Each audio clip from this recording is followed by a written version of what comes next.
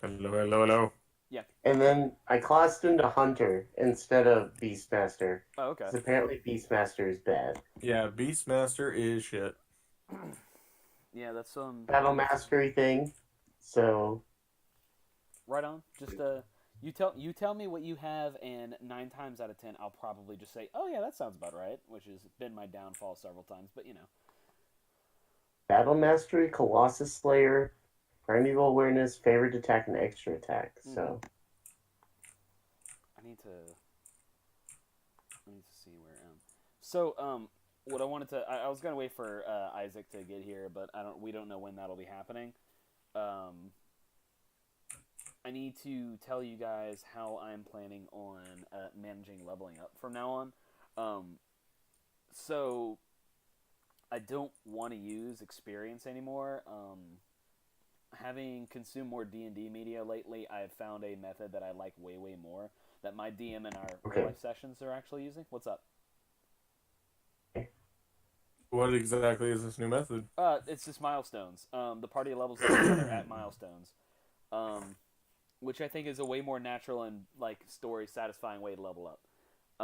Okay, I'm down. Yeah, it's how my IRL DM has been doing it, and it just fits way more, and it's way more fun. Not to mention, like, it now that we're in 5e and every class levels up the same experience thresholds, there's no real reason to track experience anymore.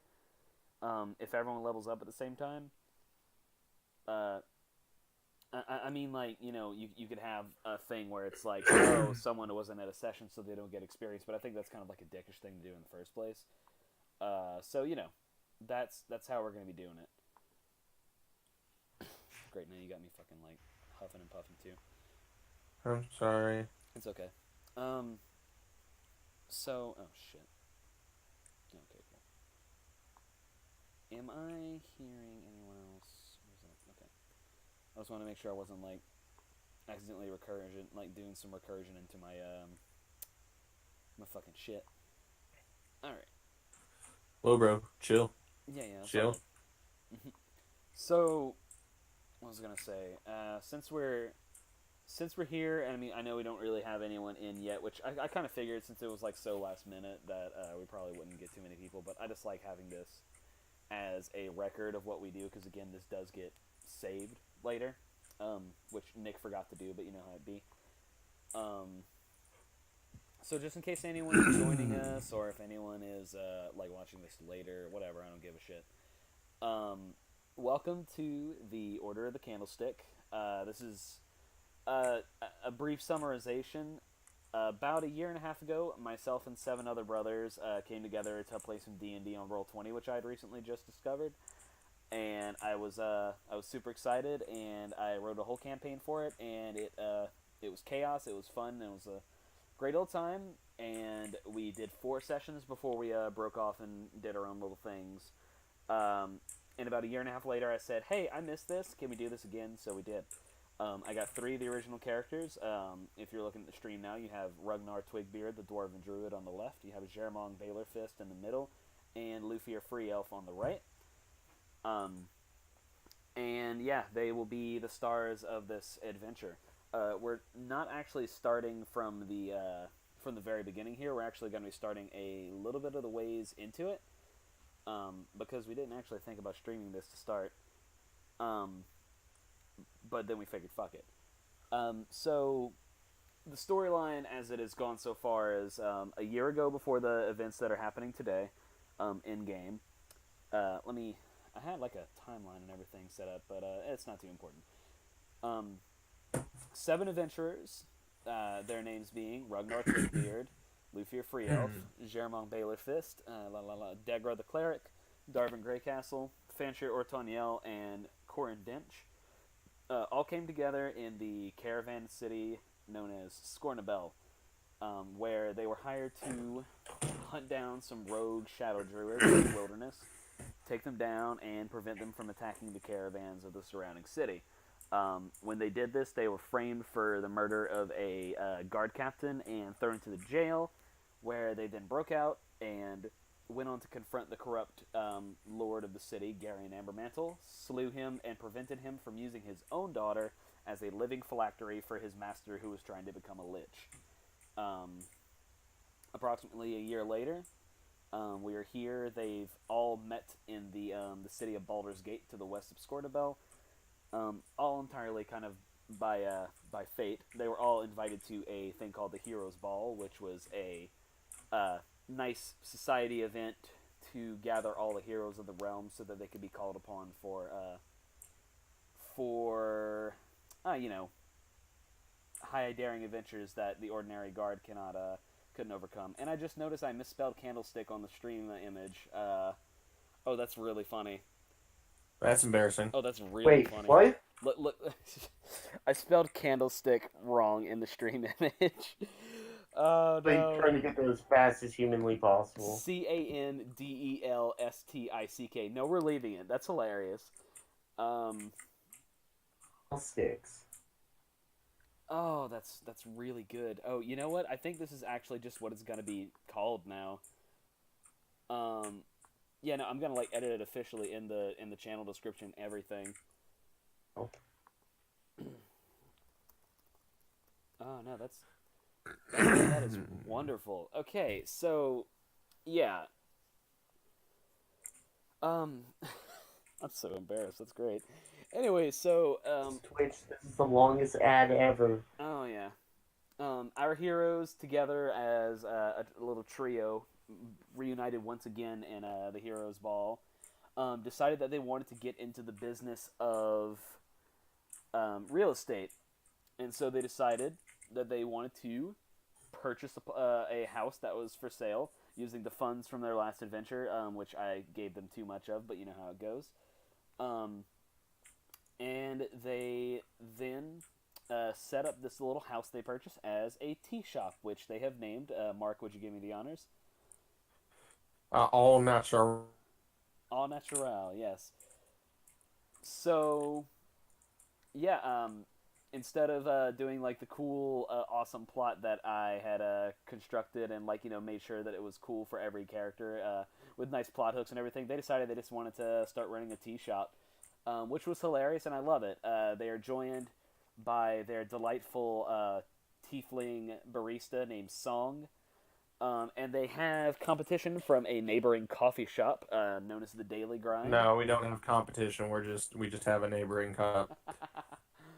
The Daily Grind, which is staffed by Songs. They have bugs. They have Song's very flamboyant twin brother Dance, and it is owned by the 4 adventurers from the previous party. And somewhere during their hijinks to promote Au Naturel and also sabotage their neighboring Daily Grind competitors, they managed to actually get into the quest that I laid out for them. And they are currently in the basement of a bar, which I have to conjure the name of real quick by looking at it. Jopelin's Tavern. Well, we also hired Jack Black. They also hired Jack Black. That's right. They burst through Jack the Black. door. They burst through the front door of Jopelin's Tavern. One of them being an octopus, which triggered the attack of all the patrons who were kind of freaked out that an octopus just burst into their door. They took down the front level full of pirates and all sort of unsavory characters, as it were. And they captured and interrogated the bartender of the establishment, who looked like and has now been named Jack Black. So, yeah, they've sent him to work at Au Naturel along with Little Song as well. So, Okay, so I do have a question. what's up? So did we finish this dungeon, or is there more to this dungeon to do? There's one more level.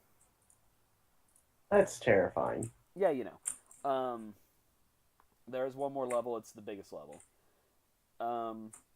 And what secrets and revelations await you deep in the dark undermire of Jopelin's Tavern? Ooh, the deep, dark secrets of the underground smuggling ring. That's the important thing, by the way. I forgot to mention that there is a slavery ring that is underneath this lovely tavern that these heroes are pursuing on behalf of Grand Duke Various Wintergaze of Baldur's Gate. That is the story, and I'm sticking to it. We haven't actually begun yet because we are waiting for our compatriot Isaac, who has been held up at work because, of course, he was. If we do have enough of like a delay, then we may just like, as we say, delay it. Alternatively, could possibly just have you guys run into the dungeon and begin. I don't want to do that without Isaac. It's kind of dickish. I'm a little anxious to run anywhere right now. Yeah, you're a little beat up. We've seen better days. Yeah, you Here, really have a good berry. I'm gonna use my. Anyway, give me a good berry. He can do it 3 times a day. Okay, how much do you need? How much health do you need? Like Currently. 9. You know You that's put me at max health. that's a single cast of good berry. Yeah, you can. Yeah, just one set of good berries. Yeah, you get 10 good berries, which heal 1 HP apiece. So yeah, you're good. What am I at? Oh my god, why did you trigger me? Oh, I'm a bear currently, apparently. Oh yeah, of course you are. So, because I have 27 temp hit points. I mean, what will those be from? I'm not seeing any on the Roll20 interface. I'm not seeing anything but Any what? any hit points for you. The only person I see who has hit points is Luther. It's in my character sheet. Oh, I okay. update them both. It deleted mine for some odd reason on here on like the weird. actual. Well, let me look at the rest of this. Yeah, you guys traverse the bottom floor of Joplин's Tavern, the lower floor, managing to find a couple things. Jeremong mostly finding a stacked deck of cards that once belonged to his adopted stepfather, Luxidor. Found a shipping manifest that detailed not only slaves being transported, but also exotic animals. You also found Jeremong also found 2 mysterious potions, and you guys also freed 2 pretty much faceless clutter NPCs for as slaves. The remaining, let me see. Oh, I see your temporary hit points now. And yeah, all that remains before you is the deep dungeon staircase that waits before you. Well,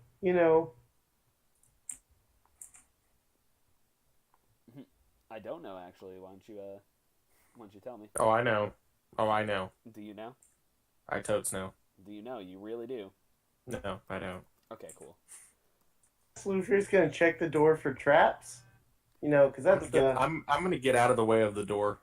Okay, so what I'm gonna need you to do is I'm gonna need you to give me a perception check. Lufier? Perception. Lufier, Or both of us? yes. Okay. No. Right, so you see nothing. Not even the door there. Yeah, well, see, what happens is... Now, okay, so I want to hear you guys, like, opinion on this, because I've been researching a lot of house rules, and I've been, like, looking at stuff, and determining, like, what I want to do for how we run things. As I become more experienced as a DM, I notice new options and new rules that I would like to incorporate, but I also want to hear your opinions on them. So some people like to run the house rule where we do level ups and milestones, which I've chosen to do because I think it's way more interesting. Another one that they do is no critical fumbles on skill checks, which is what just happened for Lufier here. He rolled a nat 1. I want to know what you guys think about that, because obviously it's better for you to not have nat fumbles on critical failures. We have always done, my group that plays, we've always done only get nats on combat. So skill checks, you don't get any nat 1s, but you also don't get any nat 20s. Right.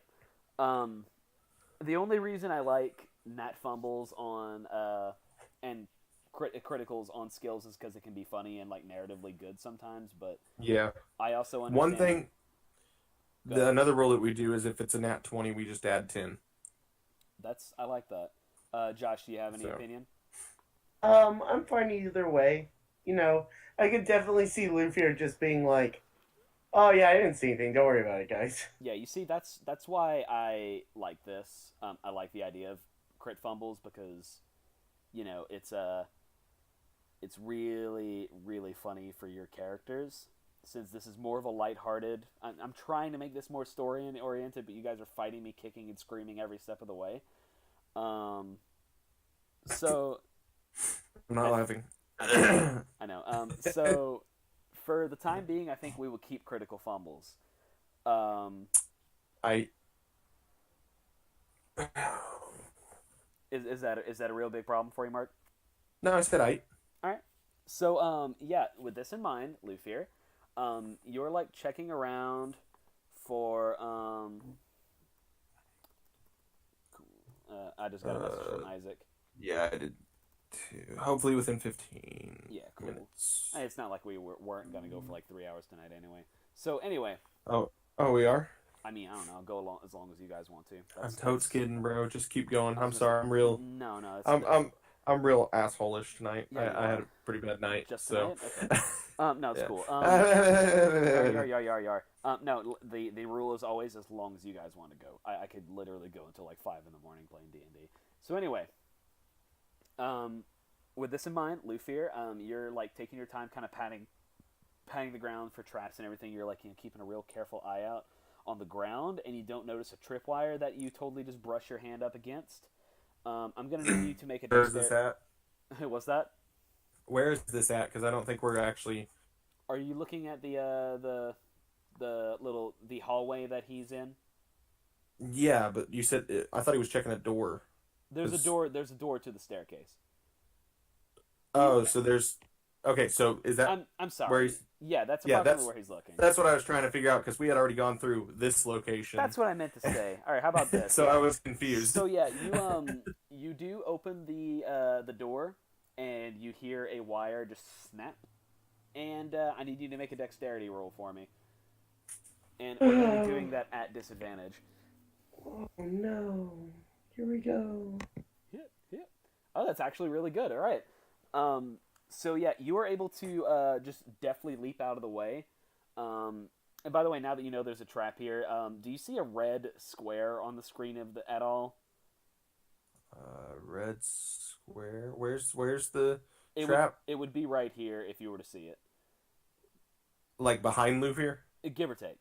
Do you not see a No, red? Okay, I cool. don't see anything. I just wanted to make sure I was utilizing the DM layer correctly. Okay, gotcha. Yeah. So what happens, Lufier, is that as you hop away, you see a barrel that was perched on the hinge of the door, just fall down and just completely crash. It was some old wood splattering this black goo all around, and then you hear just a thump, and a flaming arrow just strikes the base of it and lights the entire descending stairway on fire completely. Surely would have burned you if you wouldn't have leaped away with such a masterful dexterity roll. Luffy just looks at Ragnar and goes, "I promise this doesn't usually happen." Right on. So, thankfully, because you were able to avoid the trap, it kind of fizzles out after it burns for a good little while, like kind of uncomfortably long, and eventually it does kind of fizzle out. So, what was I gonna say? Is there anything else you would like to do to totally not buy us some time for Isaac to get here before you descend to the next floor?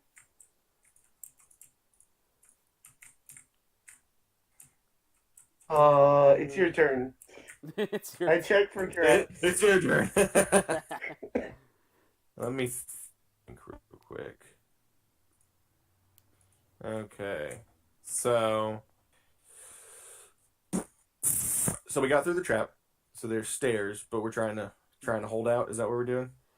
I mean, like, in character, you're free to go on, but out of character, yeah, we're totally trying to stall Okay. for Isaac. How long is a short rest? Short rest is 4 hours. We don't got time for that. I just hit the top of the staircase for 4 hours. I mean, you guys are all max HP, which is actually kind of fucking great considering what you Max just fought. HP.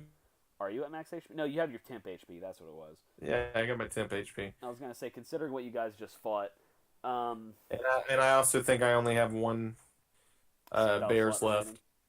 Yeah. Right. Yeah, I totally would love to just like drop like a potion of instant like good night's sleep on you just to make shit Look, easier. I don't need none of your charity. Yeah, I was This about ain't to no say, charity. like I'm not. I'm trying not to be that kind of DM. What is this? There? Would you like to check that room? Yes, I would. Because Jeremon did already give it a good little look see. All right, so yeah, Jeremon, not Jeremon, Ragnar, you approach the room to find the door already opened. It's already open. Well, it's because It has to Jeremon be a looked. trap. It's because Jeremon. It already must looked be a through trap. it. You remember? I know, I'm You just kidding. specifically remember Jeremon looking through here. I know. I'm just kidding. I know. Cage. What's in the cage? In the cage are some blood splatters, and some pieces of like torn cloth, but nothing living. That's just wrong. So wrong. Is this an actual animal right here? It's like a dead rat. Oh. Okay, it looked alive to me. Yeah. How dead are we talking? It's edible by Caldoggo if that's what you're trying to get at. Use a I snack. got dibs. Oh my god. Actually, Gregory, do your thing. yeah, so Gregory, who for those of you guys who's joining us, is Ragnar's pet pygmy ankeg, the ankeg that I refuse to let get any bigger. Decides to get it munching on this. It's little your corpse. fault for giving it to me in the first place. It really is. I was so naive and so very young. I will tell you though, that on your way out of the room, before you get back to the dead rat, you do notice a small little rock glimmer on the desk over here. It's like six-sided. It's like a small little crystal. It's a dark cloudy gray. And it whenever you approach it and look at it closely, the inside of it starts to swirl with a soft, like milky white liquid. What do you do? Luffy is Luffy here also? Luffy can be here if he wants to. I know Arcana did, but that ain't crap. No, you don't know what this is. He'd be like, "Oh, I've seen one of these before. Oh yeah, you have. It's the mind rock. What? It makes you think things real hard." Here, touch it. Ragnar, you touch. I mean, I did already touch one. No, I told Luffy to touch it. It's like, last time I touched one, I got a real big headache, and I'll give you a discount on. what? You cut out. I'll give you a discount on rent if you touch it. Here's like, I paid for the shop. I don't think I have to pay rent. Yes, you do. We bought the shop. You have to pay your part. Like, wait, what? I don't see how this would make me touch a rock. Do what? Luffy just does not care about money. He's like, it's the mind rock. It's not that bad. You'll be fine. You do notice that as Luffy gets closer to it, the substance on the inside grows like even more omnipresent. Like it's almost like an entirely white crystal now. Okay, so here's what I am going to do. I am going to look through my bag currently and see if I got anything that I can do. Rummage away. Rummage, rummage, rummage.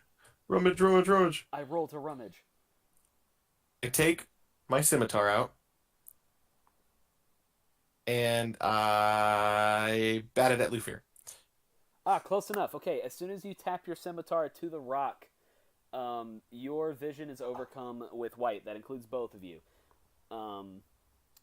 He's like, look what you've done. Yeah, I'm blind. Well, you guys have essentially blacked out or whited out. You know, Pokemon, whatever. Oh god, we're dead. No, okay, so, you, I'm trying to pick out like which one of these I'm supposed to do. I have so many of these written. I'm sorry, I didn't mean to kill us. No, it's okay. It's the only time Ragnar shows any sort of fucking emotions in his life. So, He's about to die. Yeah. you guys, so Ragnar, you find yourself coming to only you're not yourself, and you're not where you just were. You find yourself sitting at a campfire with several tents spaced out. Um, the fire's kind of dying out, and it's about time to get some firewood. So you take your staff and you just drive it into the ground, and you just lift yourself up because it's you've been sitting around, you're kind of sore and everything. It's been a long day of adventuring, and as you look, you notice that your hands, they're not as dirty and dwarven as they were. Oh Um, god, they gave me a bath again. you notice that you're not quite as hairy as you were. You're wearing different clothing. Oh god, they shave. And again, as you continue walking, you notice you really just get the feeling, the omnipresent feeling, that you're looking through someone else's eyes. Um, and as you're in the woods gathering firewood, you notice a small outcrop on the in the forest that leads to like a little cliff, and you see two familiar shapes, and the names come to you far quicker than you would have expected names that belong to someone you don't know. You notice it's a Raphael and it's Brachus, and they're both sitting on this rock just gazing at the moon.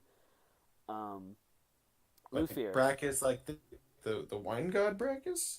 Brachus Greycastle. You remember him so well. Yes.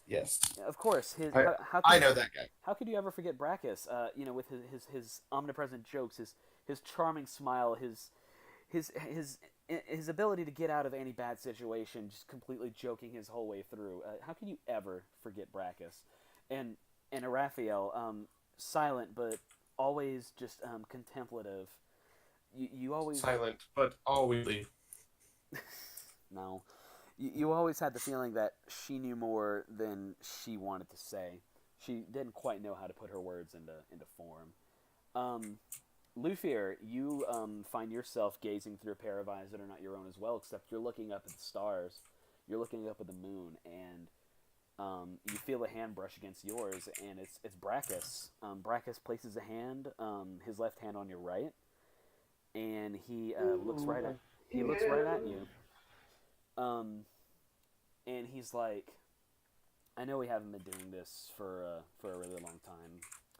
I know, as far as adventuring goes, we've only barely met each other, but I've never known someone as amazing as you, Lady Ashenpetal.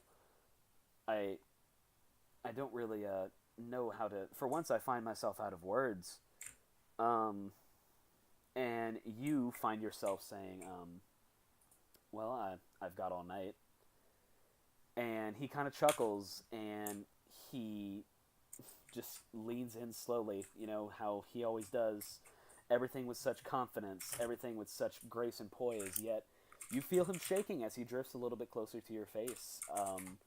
You feel him, twinging with nervousness as he gently places his lips on yours. And then you're Lufir again, and you're Ragnar again. And you find yourself just kind of shaking out like a little daze that you've got. And the crystal that you touched sits on the ground off of the desk because you knocked it off like an idiot. Yeah, and you guys have... Lufir just looks at Ragnar and goes, "Oh, this is why we don't touch the mind rocks. Leave them alone." So I touched it again. So you have you guys both white out, and you have the exact same image all over again. Well, that's not fun. I was hoping for more images. At this point, is scrubbing his tongue. Oh, is it that bad? It did. My computer. I touch it one more time. And you white out, both of you white out, and you both experience the exact same image again. You want to go ahead and try that again? Hey, do I still have you? Oh, son of a bitch. 1 second. My headphones like to crap out on me every once in a while, and it's still not working. Come on, baby, you can do it. And boom.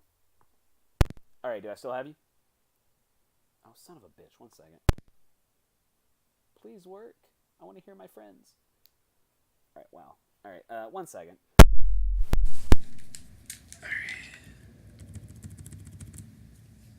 What the fuck is happening?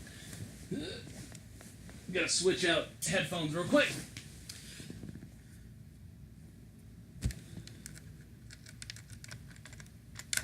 Shit, okay. Blah, blah, blah. Where am I? Where's my slot there? There you are. No, that's not it. Okay.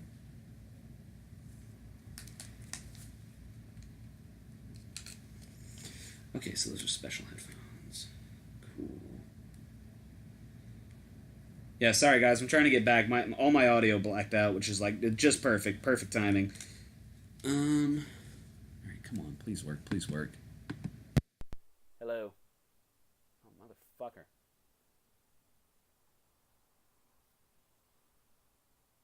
Give me just a second. We just keep touching the stone There you go, repeatedly. There you go. Okay, I got you guys back. Luther is crying at this point. Okay. Crap! Did you hear that part? Yeah, I got in just in time. Just repeatedly touching the stone, Right. trying to destroy Lufir's mind. Yeah. Every time you touch it, you get back into the imagery. But here's the thing. Finally, just runs over and kicks it into a corner. And whenever you do that, you experience it again. No. No. Damn it! No. So listen. What happens eventually is you learn to block it out, Lufir. You actually as you find yourself willing it to not happen, you are able to give yourself like a command over the Blot out the whole thing. Yeah. I'm just like, what weird mind rock? Yeah, the mind rock. You get your control over the mind rock. Yeah. So. Yeah, you can actually resist falling into the gaze. Yeah. So, what would you guys like to do? We're just gonna go. I'm done with this. So, You can take a little stomp nap down the hallway. and descend down the stairs. Face. I'll be right back. Hold on. You're gonna be right back. No, I'm still here. I'm just finishing something up. Oh, okay. I'm sorry. I was about to say excuse me. Work may have followed its way home. Oh yeah, as it tends to do. Yeah. All right, man. Where the hell is Isaac? I don't know. I said 15 minutes, and that was Yeah. months ago. It was actually about approximately 50 minutes ago. He said that.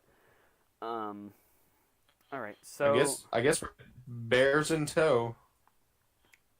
all right. Yeah. I'm gonna go ahead and have you guys do that, and I will try to keep the story short so that Bring Jeremong with us. yeah. Well, yeah. Jeremong is coming with you. So anyway, can you guys see anything? Hallway? All right. Cool. Great. I see. Yeah, it's just a hallway. Yeah. Got it. Mhm. Glad that's working.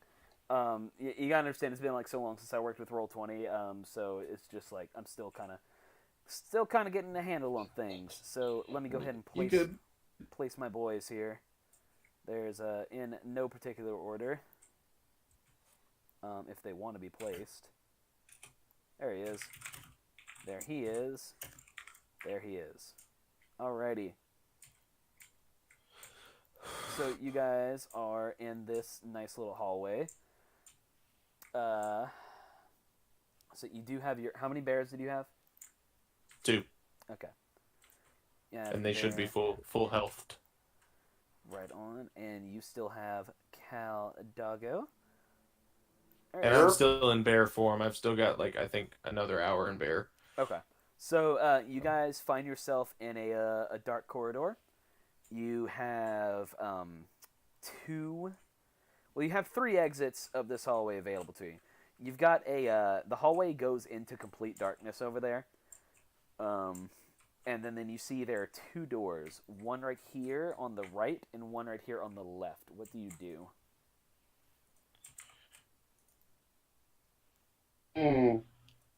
Alright, Lufir wants to walk up to the door on the right. This one right here? and he's gonna knock.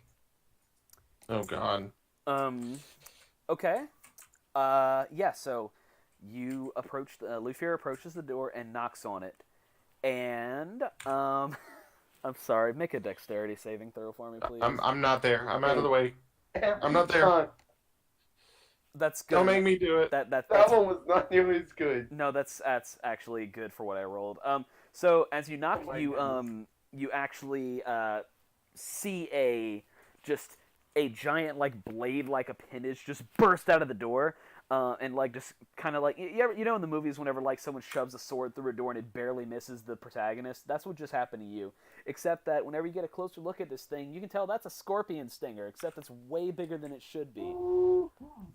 And Look at Germon and Ragnar and like, I don't think we should go in there.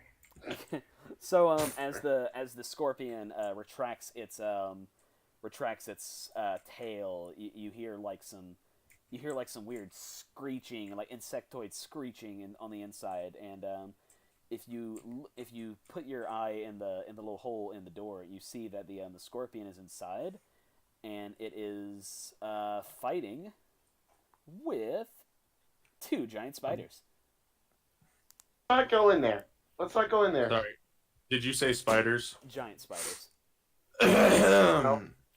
Let's just go literally anywhere else.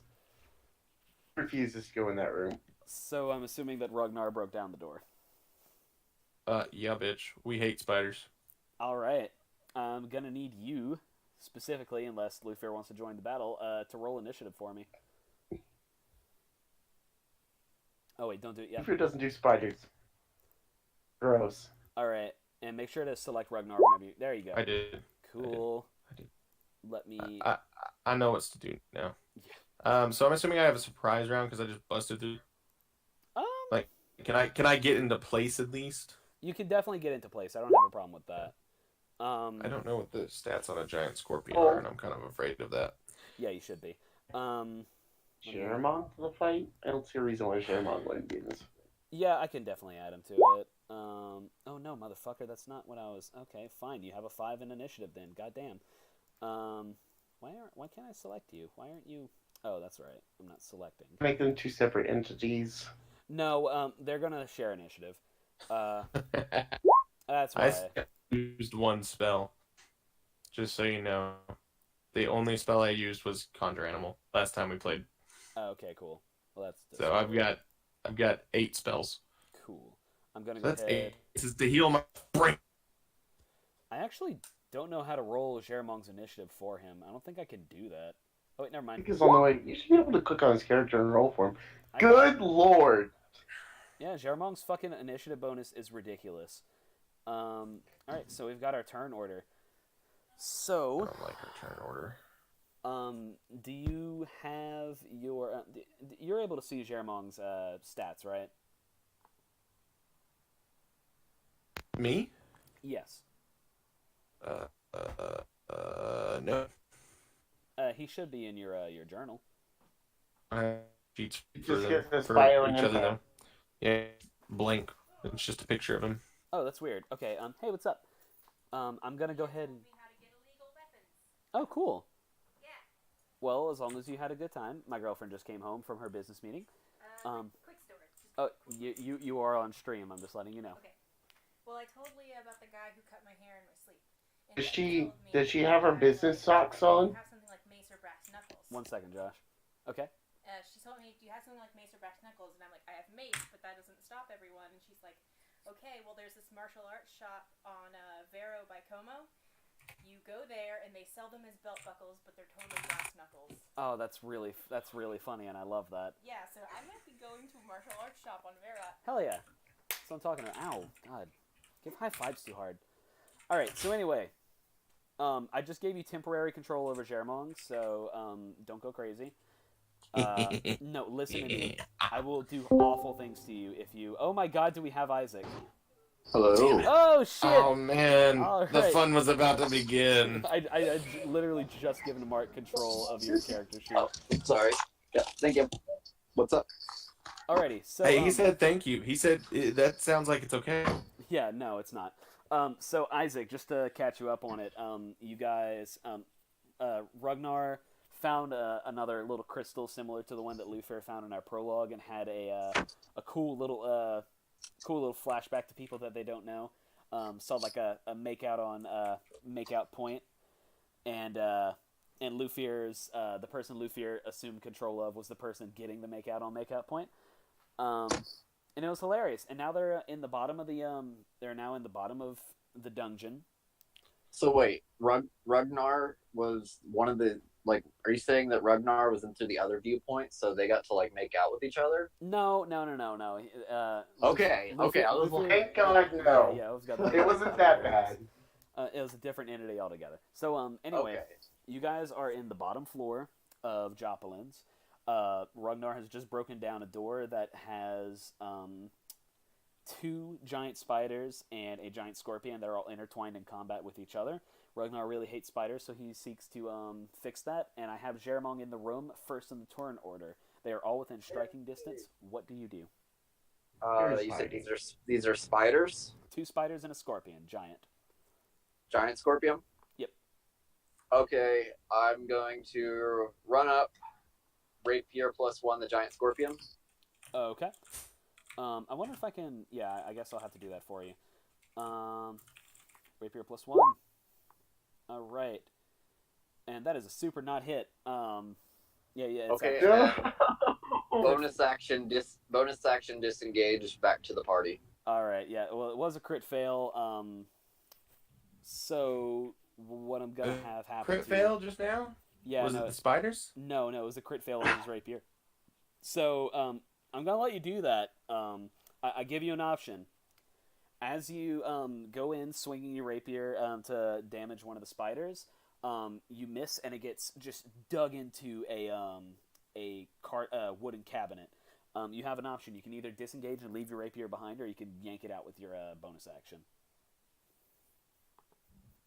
I'm okay. So what would I be in? Would I be in the aura of influence of all 3 of them? One of them, like, what would be able to hit me if I stick around? One of the spiders and one of the scorpions. The other spider would have to get around Ragnar and his bears. Wait. There's 2 scorpions? There's 1 scorpion, 2 spiders. Did I say 2 scorpions? Okay, so show me where Jeremong's going to be. He's going to be right here. There's no scorpion there. That's my bear. Okay, no, okay, sorry. Yeah, The scorpions. That's one- the scorpion. okay. Well, I did say run up to the scorpion, so that would have been what a. Yeah, you'd be like right here. I think. Well, I still have my uncanny dodge, so I think he would try to. He would. I don't think he'd leave his primary weapon, so he's gonna pull it and stick around. Okay. Next in the turn order is Ragnar.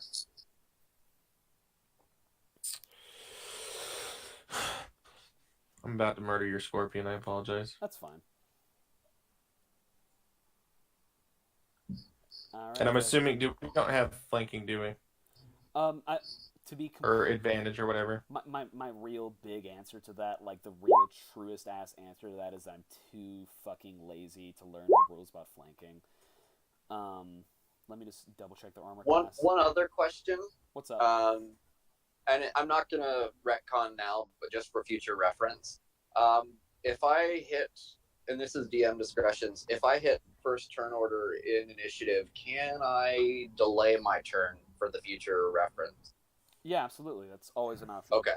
I know. I've had some DMs like fight me on that one. Okay. So because I push so hard to like have that high initiative, and then I say, you know what, I want to go second or third. well, the way I'm gonna play it is you can. I'm not gonna retcon now. Yeah. I was like, gonna say, well, the way I'm gonna play it is you can delay your turn, but if it gets to your next turn, you lose that delayed turn.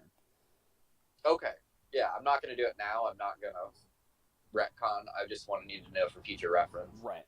So yeah, Okay. all 3 of those attacks do hit your scorpion. Well, Ragnar, so can you... are we doing advantage or not, though? Okay, because that was a crit down there. That's why I was asking. Okay, yeah, you can go ahead and roll damage. Are you doing this as yourself or as your bear? I am. It is me as a bear. Okay, cool. So all that's So, scorpion. 20. Yeah, I was gonna say you're gonna need to have to add that up for me. 34. 34 damage, got it. That was some heavy freaking damage. Yeah, no, that so like what happens is you go into your barbarian rage. Hyar. How much did you say? 54? 34? Sure, 54. Yeah, so like, you slam your claws into this thing. You get like a good chunk of carapace out of there with your claws. You can like see like some of the gross scorpion meat and stuff like that. And this thing is like pissed at you. And then with your bite, you managed to like get like a good one of his eyes actually just punctured out completely. Yeah. It tastes awful, but you're not poisoned. Well, yeah. Okay. You can go ahead and make your moves for your bears. Okay, bear, no on the scorpion. All right. Yes. Jesus fucking. What is their plus to attack? Quite a fucking. Yeah. Plus 5. I really don't like your summon animal spell. All right. Yeah. No. All of those are hits. You're gonna have to roll damage for that. What is this damage on again? Dude, it's on. On the scorpion? Yeah. All right. I'm So tag teaming scorpion. okay. So after you finish your bear onslaught, that scorpion, your other bear, like plunges onto him, and just like writhes around and just absolutely just like tears his scorpion throat, if there's such a thing, out, leaving you with nothing but a smashed carapace. Your next bear is up. Okay, so this is spider. Mm-hmm. Okay. Oh, finally. First one hits for sure, but the last two I'm assuming don't hit. Do not. Tie goes to the defender. Yeah, you can roll your damage on your bite. 9 damage. Right. I'm just carry the one. Okay, cool. Alrighty. So it is now the spider's turn. The first thing this little guy is going to do is make one of his attacks on you as a bear. On me as the bad. Yeah, you as the bad. Because you did the most damage. You were the most threatening one. That's how tanks work. Well, that's not how tanks, but I'm supposed to draw the aggro. Yeah, let me pull out my aggro calculator and. Yeah. It looks like Ragnar has about a 4.2. Right. Oh, and the bear has a 3.5. Ragnar barely beats him. So it's gonna be a 13. What am I in bear form right now? That hits. All right. I'm looking up a feat now to make sure that I do what I need to. Right. That is going to be 8 damage of piercing and 11 of poison. I'm gonna need you to. What? Yeah. It's 19. Damage 11 total. poison? Yeah, it's 19 damage total. Do you have like resistance to poison or anything? I think I do. I was gonna say because like that seems like a druidy thing. But I think it's a dwarven thing. Really? Yeah. Yeah, you're gonna have to look that up for me real quick. I'm looking it up right now. I'm flipping pages. Yeah, I'm looking. Flippity flip. I'm looking at your character. I don't see. Like, I didn't write it down on there. I rarely write down my racial stuff because you rarely actually do you still pull have upon. Do you still have your dwarven resistances as a bear? Because I don't think you do. 19 damage to the bear dwarf. Make it. I have a resilience. You on saving throws against poison, and you have resistance against poison damage. But this is as a bear or as a dwarf? This is a dwarf. I don't know if that goes over into bear. Yeah, I don't think it does. Okay. So go ahead and take 19 points of damage and make a Constitution saving throw for me. Okay.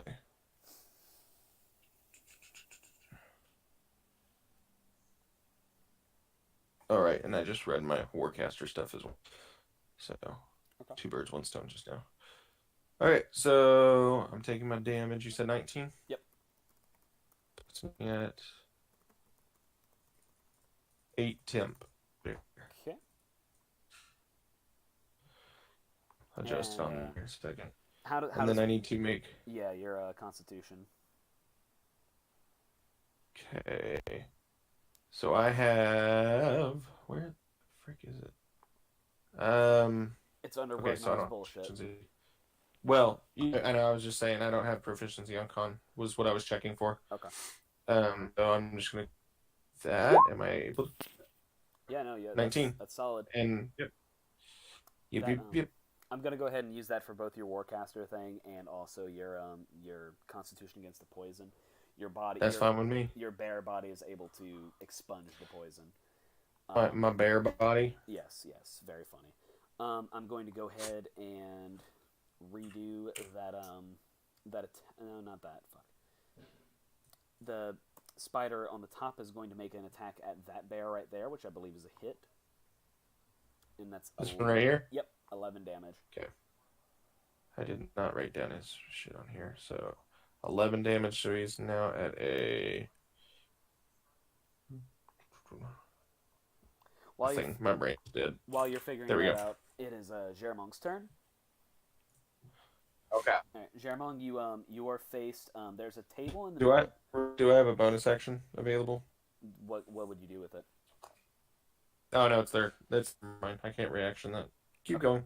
Continue. Continue on. Yeah, Germong, you the spiders are separated from you by the bears that are in the room, the very large bears. But you could scoot around and get to one of them. So I'm not like right up on the scorpion anymore. No, the scorpion is dead. Oh, scorpion's dead.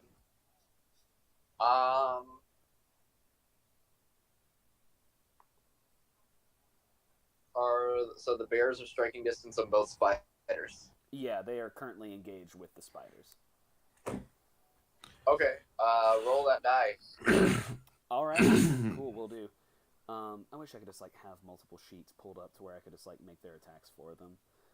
There needs to be like buttons I can do or like something. So anyway, Vriska Sorkets, magic die with a 15 to hit, which is a hit. So we rolled a damage, which is a 10, and I roll a d20. And they're engaged too with another piece so that's 3d6 sneak damage too. Ah, okay, cool. /R 3d6. Yeah, hot dog. That's an extra 12 damage. So 22 damage, no special effect. Yeah. So what happens is you chuck your die, and it just like completely caves in the eye of the spider. And you're pretty sure it did some damage to the brain as it comes back to you.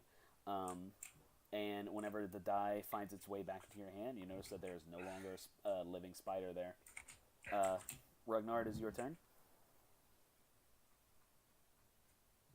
All right. So, move the bear here. They give advantage.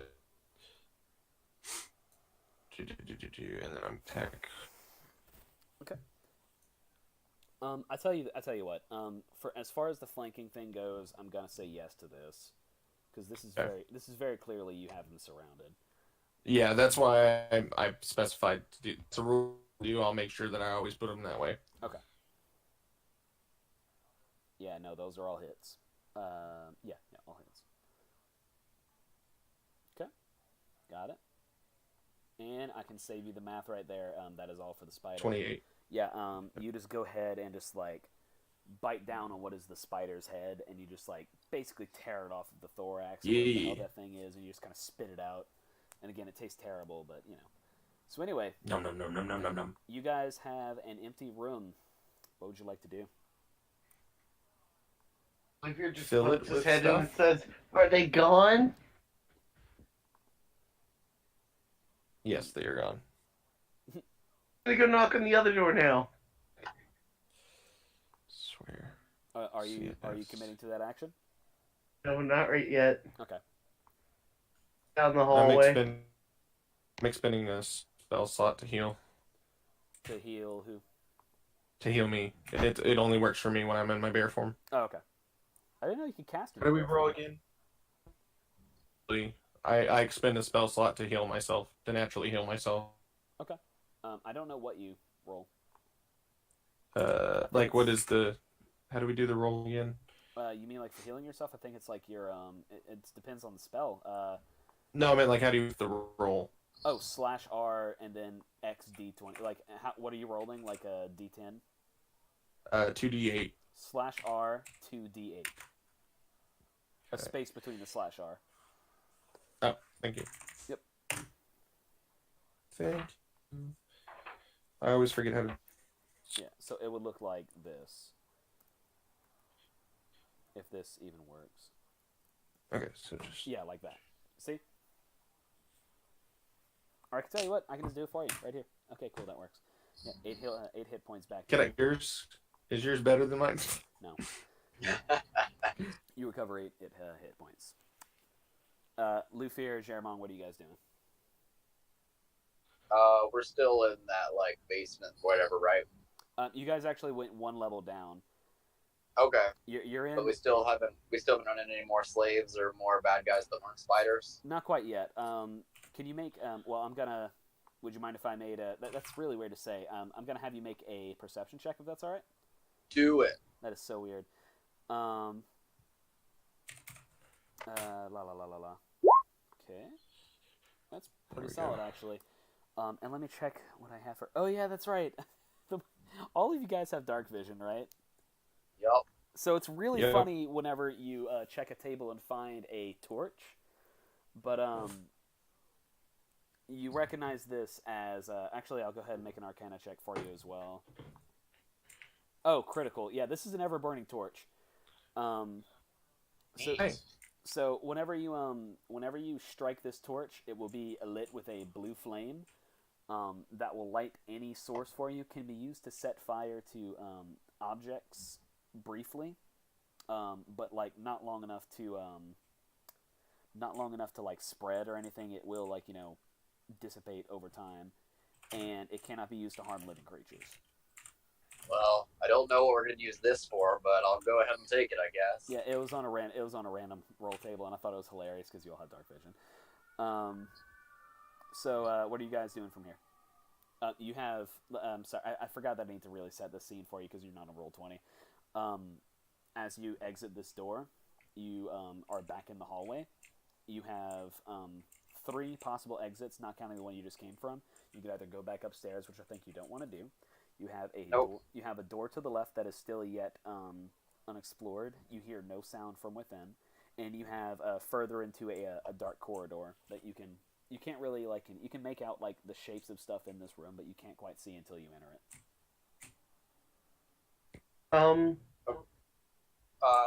Intuition. Well, I don't know. Because I know what Jeremon would do at this point, but I don't know which would lead to that result. Yeah, only way to find out is to try. Yeah. Thing Luffy's gonna do is go to the other door and check for traps again. Okay, can you give me a perception? Yes. What is going on? Yeah, you pat down the door and you hear nothing. Or see nothing, as it were. The +4. You open the door? My God. The freaking door. Alright, so you open the door and you enter it, and it's really dark in here. There's no lit torches or anything. You're like almost completely underground down here. But he has dark vision, doesn't he? He does, and that's whenever you see kind of like slightly wiggling on the ceiling are approximately 8 giant bats. Oh, giant bats? Okay, we're fine. Yeah, so yeah, Tyler's been ramping it. So they're all hanging from the ceiling, and they're not actually attacking. It looks like they're sleeping. Burning hands. You can't cast Burning Hands. You're a ranger. Yes, I can. How can you cast Burning Hands as a ranger? Oh my God! Tell us. I'm Jeremon. Oh! I thought. I was like, oh my God! It was Luffy talking Figure first. out how to cast that. All right. Yeah, Jeremon. I can go ahead and do that. Do you remember the range on Burning Hands? A lot. Yeah, I think it's a lot. Let me. I think it's a 15. It's either a 15 or a 30 cone. It's a 15-foot. Jeremon. Jeremon doesn't like bats, guys. All right. Just like Luffy doesn't like spiders, Jeremon's not a bat guy. It is a 15-foot cone, which means you'd be able to catch. I'm gonna ballpark it as 5 of the 8 bats. Are you gonna go ahead and commit to that? Yep. All right. Let me go ahead and roll your fucking. There is a reason that Jeremon doesn't like bats, so Okay. it I works. like it. Burning hands. Let's see what it do. Oh yeah, that hits. Oh, that defo hits. It's a 15-foot cone, right? Yes. How is he getting? I'm going to be ballparking it as him. I don't know how to draw those lines that you're doing. Well, I will draw them for you if you want me to. If you From ever need a question. Honestly, I feel like, just so you know, Jeremon would have run in, like, at this point, seeing the bats, and, like, shot the 15-foot cone, like, directly under them, making it, like, a 15-foot, like, cone, like, true cone. right. So yeah, he's gonna be like doing it like this. Okay. Yeah. So let me Okay. see. Why isn't it rolling damage? 3d6 fire damage. Well, they all failed their saving throw, so. Oh wait, no, it's 15 damage. Okay, so let me Get roll wrecked. Let me roll their and their dexterities +2 /r d20 +2. Yeah, hot diggity dog, they do not get it. Wow, I need to. Shit, that was great. Yeah, you incinerate 5 bats. Completely, like, whenever you, like, retract your hands from casting the spell, you just pretty much see ash drop from the ceiling. And then you see 3 angry bats start swarming on you. What was I going to say? Lufier and Germong will roll initiative. Also, make sure to always select yourself before you roll initiative.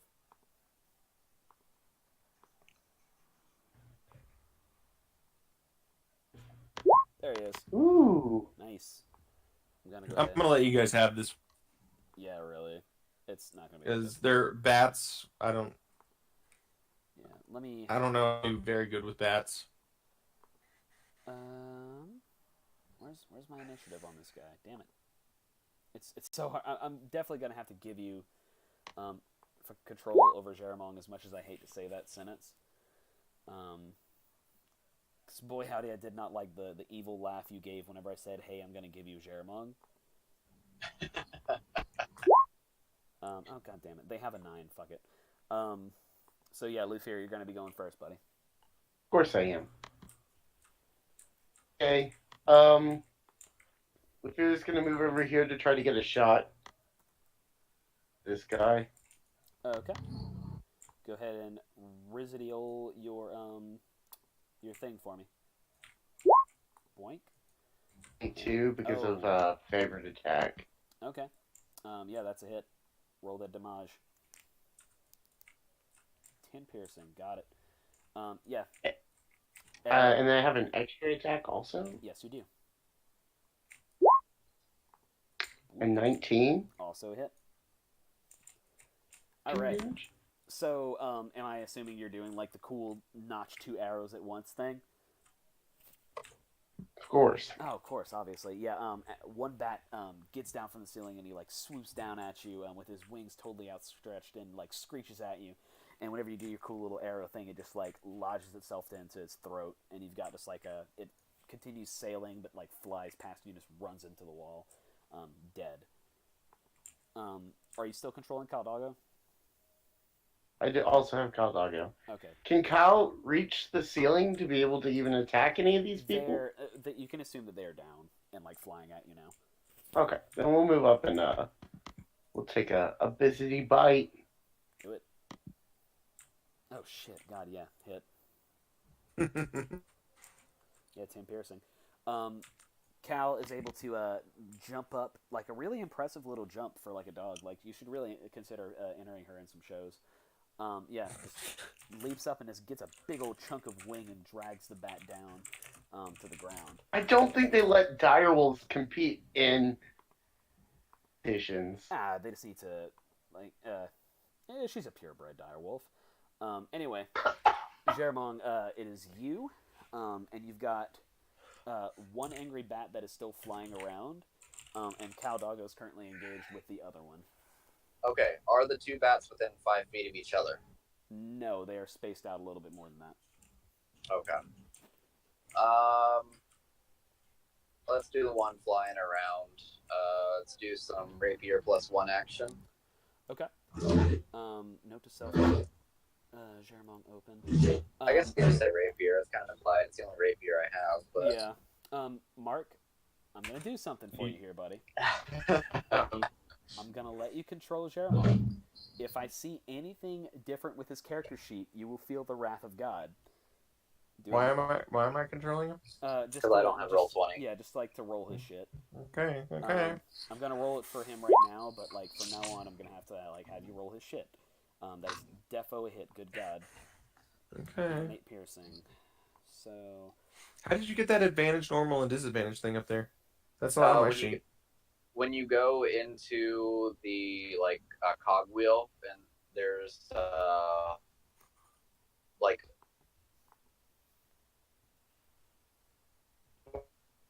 Hello? Yeah, you're kind of cutting out there, bud. Robo-Germong. Yeah, I think we lost him. Oh, did he die? I think he's gone. things like bubble wheel on the top right. Hello? Hey, Hello, hey, still hey. hear you. There you go. There Hello? you go. Okay, you can hear me? Yeah, You're back. Yeah, your audio Okay, did not like that. I think I hit a bad patch of service because I had to turn. I'm still driving. Right. So under the cogwheel on your page, there's a tab. I think it's either the top left or top right box, and it says like roll query, and there's it changes from always advantage, query advantage, or toggle advantage. When I have it in front of me, I can tell you. I just don't have it in front of me. Gotcha. I get you. Yeah. Next time, when people don't cut my utility lines. Yeah. So long story short, yeah, you definitely hit this guy. You rolled a 26. You roll up to this bat and you just put a good strike between his in his general torso area. It's not enough to kill him, but he's flapping around a lot more just weakly now. Bonus action, offhand dagger. Okay. Mark, can you pull that up and roll it? Bonus action, offhand dagger. Yeah, just roll the dagger and then minus the it's just a straight roll, no mods. I just haven't put that macro in, so just minus. I think it's 5, 3. Minus something. Whatever my dex. 12. Okay. No. Wait. Yes, 12. Yeah. Okay. So your offhand strike just whizzes just low enough to not hit the bat. They are going to make their moves now. Honestly, did not expect them to live this long. Well, I also am not participating in the fight because bats. Yeah. Bats are gross. So let me go ahead and bump and bump. Also, can I get a spell slot count? You've used your one, and even from last time. Well, no. I'm trying to see. Go to spells. You have 1 slot remaining. Okay. Well, and I've used my once daily disguise self because I still look like a human. Okay. Depending on how long that lasts from when we entered. I for narrative purposes, you're fine. Yeah. Yeah. Okay. So the bats. The one that's attacking Cal Doggo misses. He's having a hard time biting at Cal. Because Cal's currently biting at him. Jeremon's AC is 15? 15. Yeah, so the 18 does hit. Whatever it is, uncanny dodge. Yeah, it's gonna be 3 piercing then. Yeah, so he's flailing around trying to deal with being in immense pain and gets a nice little chunk out of you, but you're 3 after the dodge, or 3 after the dodge. It was 6. Okay. So yeah, you're down to 21, I believe. All right. Next in the turn is Lufier.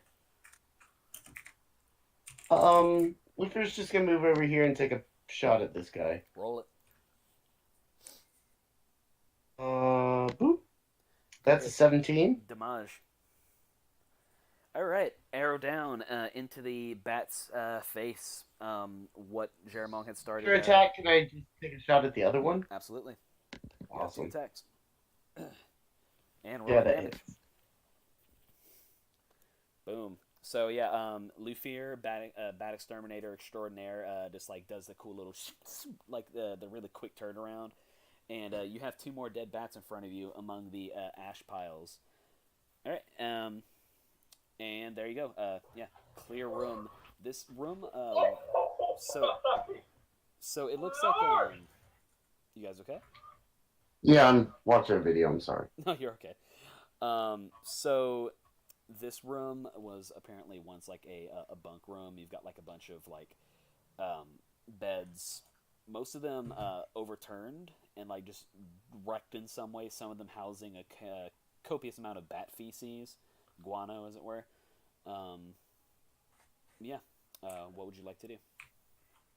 Jeremont's gonna turn around. He's not about that bat life. He's out of there. I check the room for loot. Go ahead, roll me a persizzle check. Yeah, because those have gone so well tonight. Oh, it's actually really solid. Finally. So most of the foot lockers that are at the feet of these beds have been like looted or otherwise thrashed or covered in insane amounts of bat guano. But one of them you were able to recover a small potion. It's a really bright blue, and it looks like it's almost glowing. And within you also find a magic scroll that because you are Lufier you cannot read. And that is it for the. I found a what? A scroll that you can't read because you're Lufier. Magic. It's a scroll. It's a magic scroll, yeah. Bright blue Is it- potion. Can he not read it because it's magic, or can he not read it because he's I'm illiterate? pretty sure he's illiterate, but also because it's magic. My intelligence is 11. Okay, but So- did you make it a character trait to be illiterate? I thought that was the thing we established. Oh yeah, because we had that issue with the health clinic. I wouldn't be surprised, honestly. Yeah, either way. Kidnapped in his youth. Yeah. So Run- bad. teach him how He to would learn to read. read. He was things. Yes. Ragnar's teaching him how to read in their spare time. Yeah. So It's not going well. No, he's an idiot. you can't read this, but you have a feeling that your 2 more arcane / divinity inclined party members will be able to. Oh, I 100% pocket it and don't show them. Cool, great. So yeah, the only unexplored way through now is the down of the hallway. Would you like to go? Yeah, Jeremont's doing it. All right. So you guys enter this room, and so before you is just a completely huge but completely empty room. Well, not completely empty. There's like some overturned like tables and chairs. This was once a dining hall for the illicit forces that once remained here, possibly where they fed their slaves, but while they were being transported. One thing you do notice is that there are 2 exits. One is just an open hall, which is the same thing as before. It was like, it's really dark in here, and like even if you guys have dark vision, you need to go to the other room to be able to see completely. And there's a door to the left that goes into a room. That it's a closed door. By this door, there's nothing like on the map right now, but what you guys do see is what looks like a sculpture of just someone's lower half of their body, starting at about the belt buckle. So like this, yeah, a stone pair of legs, and then a large pile of stone dust right next to it. And that is all you see in this room. Have my bear break down the door. All right. Yeah. Do you see what your bear sees?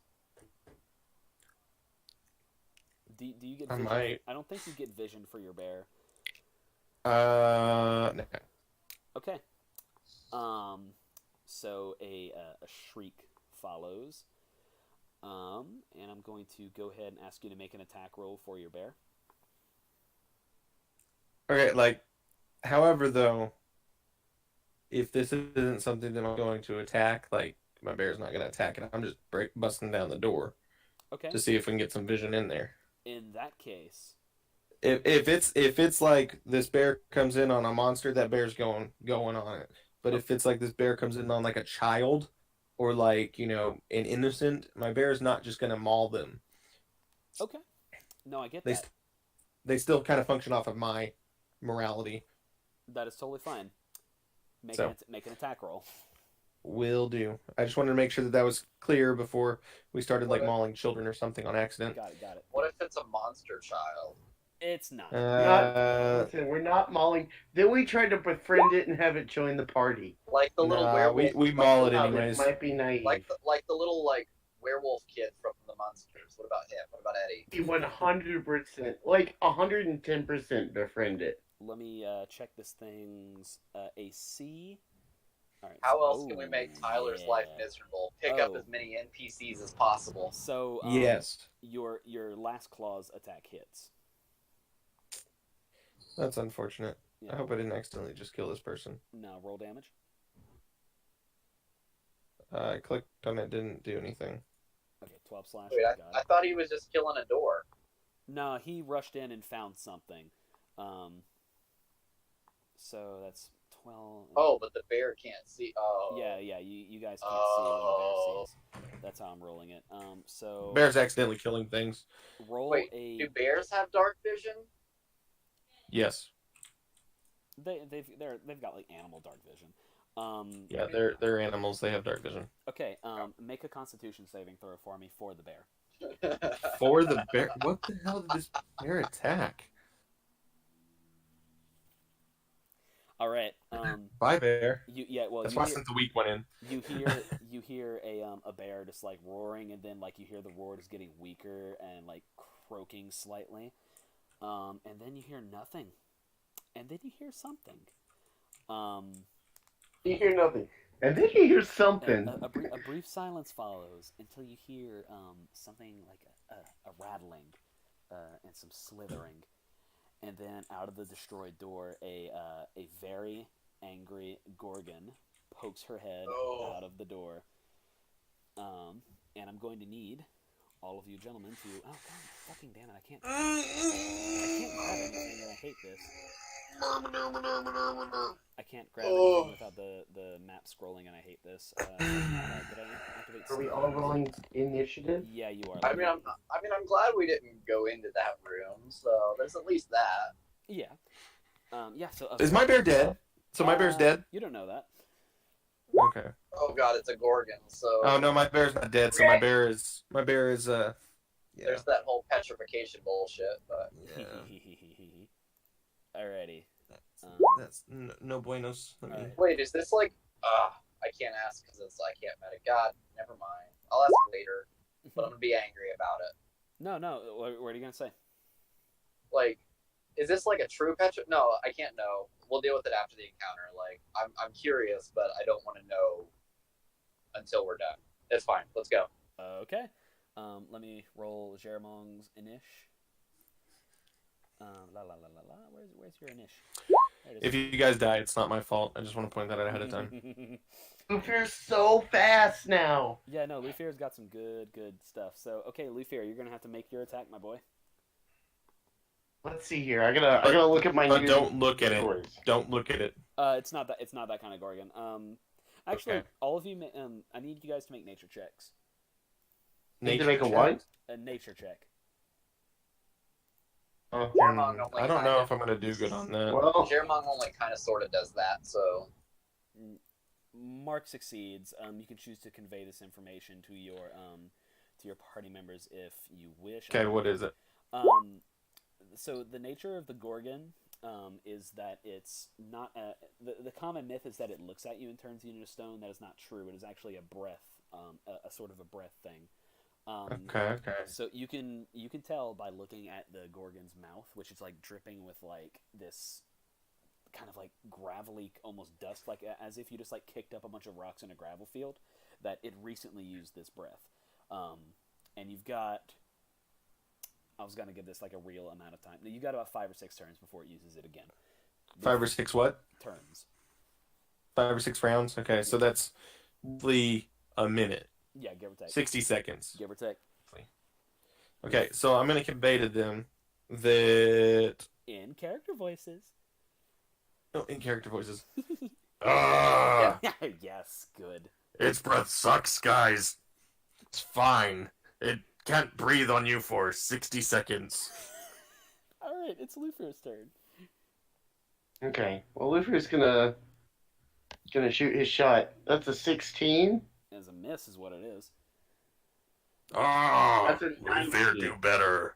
Alright, yeah, so that's good. I love the character voices. Alright, so what happens is like you shoot your 2 arrows. One of the arrows flies at it, and one of the snakes in the Gorgon's hair just snatches it out of the air and just breaks it in half. But while it's doing this, the other one does hit her in the chest for 11 piercing damage. This Gorgon took levels in monk. Yeah, really. All right, and so you can make your move for Caldago. I think Cal's just gonna come in the room and chill out over here. Cal's good. Lays down in the corner. Cal's good out Does here. the little circle and just lays down and watches. Between Zermong and Luffy and just kind of readies herself. Got it. All She doesn't right. have any like passive abilities, but Next in the turn order with a 16 in initiative is Ragnar Twigbeard.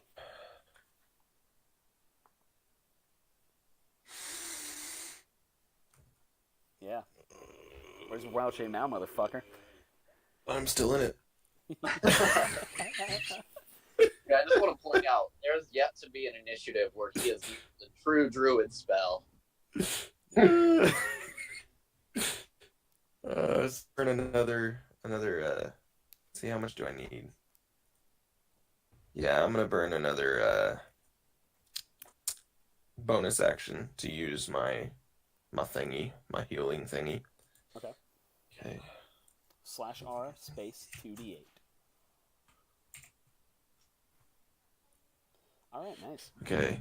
So I'm maxed health again.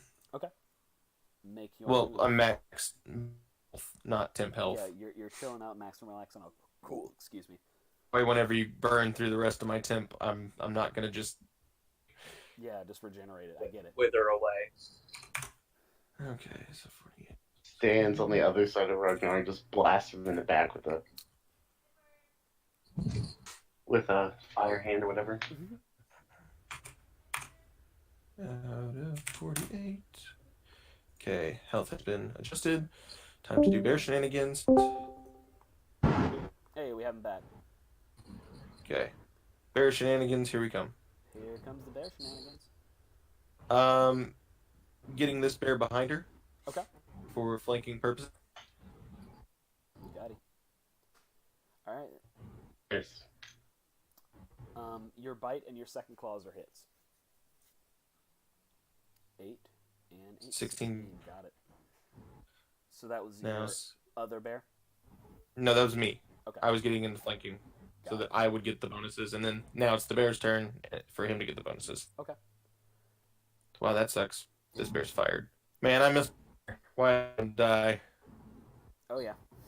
So yeah, your Bear's fired. your bear's doing its best, but like so you're able to like get a nice claw raked across her chest, and like some sickly green blood oozes out, and you're able to like bite a good chunk into her shoulder, but you're not able to tear any flesh off yet. She's actually like really like hardened in like natural armor. And your bear, try as he might, she's just like slithering around all cool and shit. It is now Jeremong's turn. Sherman's gonna run up, do that rapier. Alright, Mark, if you would. Yes, I would. Just the rapier? Yeah. For now. Okay. Well, and if it hits, it's gonna, it'll be sneak damage too, but for now, yeah. Okay. Where's that damn rapier? Okay. So there's a rapier? Yep. Did it go off? Try again. No. You gotta click on its name. There you go. Alright. Wait, The first one. It Yeah. lagged out. The Yeah. first one. Yeah, first one. Yeah, so you're going in and you try a rapier stab, but she's very slithery and snaky and just kind of makes like a cool little All right. I'm assuming- body. Okay. Bonus action, disengage. Okay. Where to? How many feet? I would say just out of arm's reach, so like 10, 15 feet. Okay. Do I Okay. draw lines again? If you want to. Yeah. Behold. Anyway. Oh. All right. And does that conclude your turn? Yes. All right. It is now the Gorgon's turn. So she's looking at the bear that has done the damage to her so far. She's not very happy. Fight me, bro. Fight me. I'm just gonna say almost all of your attacks. Yeah. So she's gonna just stare at you and just like she shrieks in your face, and then she just lunges at you with a gore attack with all of her snake heads. What does a 19 do to you? Well, it hits me. Except she's at disadvantage because she's surrounded. Is that right? Yeah. Oh, that's unfortunate. In that case, She's being on. well, let me just double check and make sure she doesn't have multi-attack because she has a shitload of heads. Let me. What does this say? Target must succeed on a DC 16. I'm not playing. Okay, cool. No, but she does get 2 attacks. Fun fact: did you know that? So that one's Yeah. a nat one.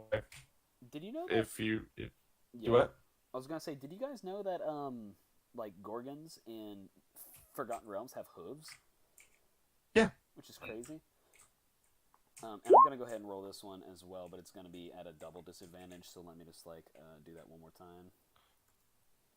Double thing. You can disadvantage.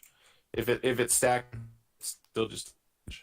Okay. Well, the thing is that she still hits you. So that's gonna be 15 bludgeoning damage on the bear. Oh god. I will take it like a man, and I am now a druid. Oh, that knocked you out of bear form? Yeah, knock me out. All right, A bear how form. Just barely. Oh, shut up. How does your concentration work with being hit in combat? I forgot. Oh, I gotta roll that real quick. Yeah, please do. Oh But god. I get now. I'm back in Ragnar form, which is higher concentration. Got it. So I get advantage. Ooh. That's advantage of an 8, so I fail. So bye bye bear. Bye bye bear.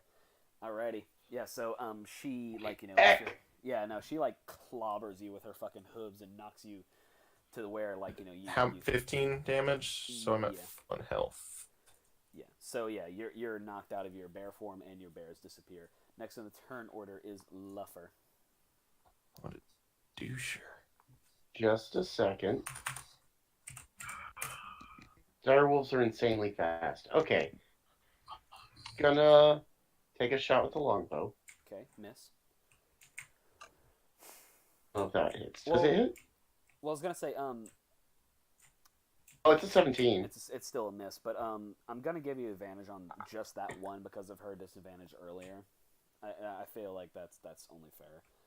So you Okay. can go ahead. Well, And damage for that one's only 6. Okay. So, you know, fuck me. Next is... That one is a hit. All right. It's gonna do 10. 10, nice. So... this is once a turn, I think. An extra 1d8, because I have Colossus Slayer, which says when she's below her maximum hit points, share 1d8 per turn. Nice. Oh, so she takes an extra 1d8? Let's just see here. Man, good job. Good job, man. All right, nat 1, got it. So yeah, she takes an Damage. extra. Alright. She takes an extra 1 point of damage. All right. Happening here. Get an attack with advantage. Okay. Yeah, Cal Doggo goes ahead and she misses. Oh, Cal's trying real hard, but yeah, she does like a cool little darting move around the Gorgon, but like tries to get a bite on the tail, but the tail Okay, is way I get far it. Snakes are hard. away. But she's not hurt. Ragnar, it is your turn.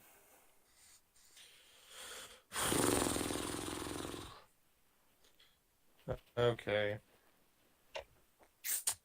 Well, that's an act. Any more wild shape? So, congratulations. I've defeated the bear. Your animals. You can do that? Oh, god damn it. Of course you can. Yeah, go ahead. What are you doing? He's conjuring Badoop. animals. Badoop. Bears, bears, bears. More bears. Bears. Battlestar Galactica. God, it's like a fucking, it's like a Perry Grip song up in this motherfucker. No one? Alright. Do they get to attack this Okay. turn, or do you have to wait for the next one? No, they get to attack this turn. They're Yeah. immediately. Okay. Have Missed. Oh, nice hit. advantage. Okay, in that case, you have 2 hits. One bear. Flanking seems OP as 19. shit. King is OP as shit. I mean, how would you fit 4 people around you? Yeah, Pull one in front of you and one behind you. fair enough. Alright. Werewolf, that's a lot. So Fight and claw? did it 20 hit? 20 hits, I'm assuming. Yes, it does. Does it hit? What now? Oh wait, that's the same thing. Never mind. I'm being dumb. There you are. Hey, you shut up. Mhm. A 17. 17 is not. Okay, and then I'm gonna bounce. Take opportunity. Alright. Doesn't she get an opportunity attack against you with that?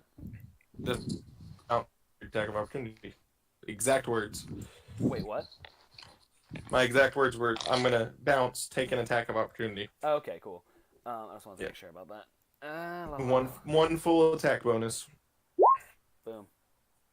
Yeah, so... And that hits. Yeah, it does. Boom. 11 damage with your gore. Wonderful. Alright. Only I had healing spells. Jeremong is next. So 11 points of damage. Isaac, do we still have you? Yep, I'm here. I was on mute. Sorry. Oh, no, you're good. Run up. That's alright, bro.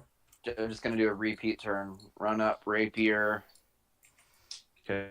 If it hits, Again. 3d6 sneak, and regardless of what happens, disengage, same distance. Okay. Yeah, Mark, So- go ahead and do that. Yeah, I'm up. Pull him up.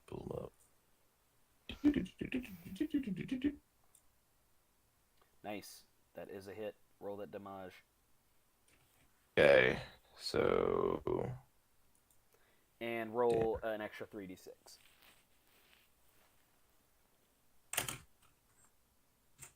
3, 6. Holy, that's busted. Yeah, no, sneak attack is great.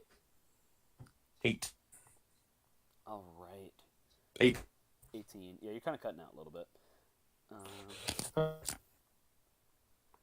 Okay.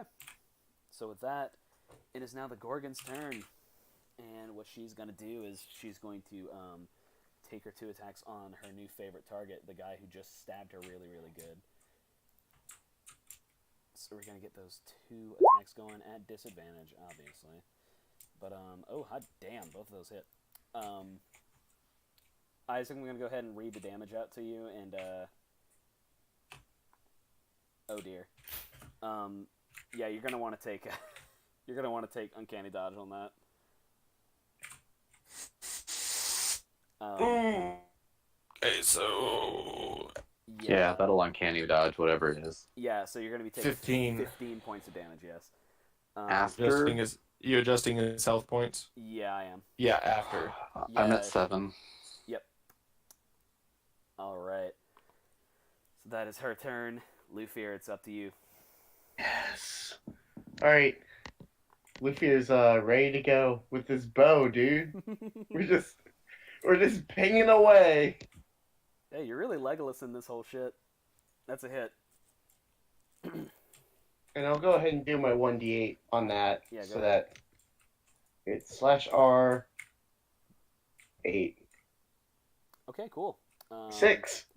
Wow. Okay. Yeah. So as Jeremong is reeling back, you notice like the perfect opportunity to just like notch a good arrow in there. I'm gonna be doing this with like mini bosses and bosses from now on. I'm gonna let the people who get the killing blow describe what is happening. So yeah, go ahead and describe like how you do your awesome fucking arrow shot. And then, so, like, there's this gaggle of bears, and people are standing around this Gorgon just beating it up. And Luffy's just standing there with his arrow notched, waiting for, like, the perfect moment. And sees kind of like one of the bears swing at it and can kind of just, like, tell innately where it's going to go.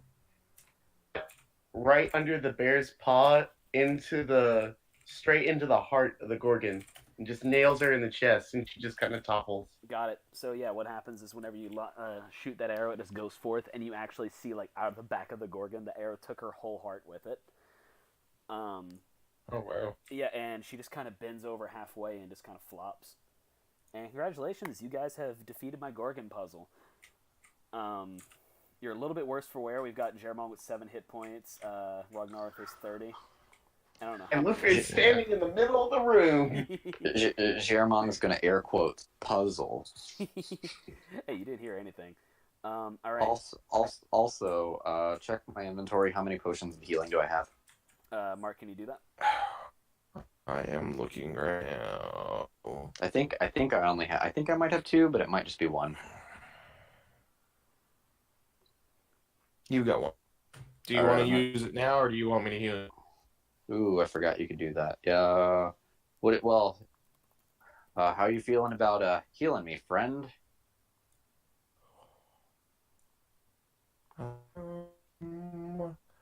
I get 25% of your cut this week. Wow. Well, I mean, all of our cut goes to the attack helicopter, so does it really make a difference? No, we get paid. Like, well, I guess it all really goes to. You know what? Fine. Oh God, that was cutthroat. Jesus. I mean, Alrighty. at the end of the day, we have a common goal.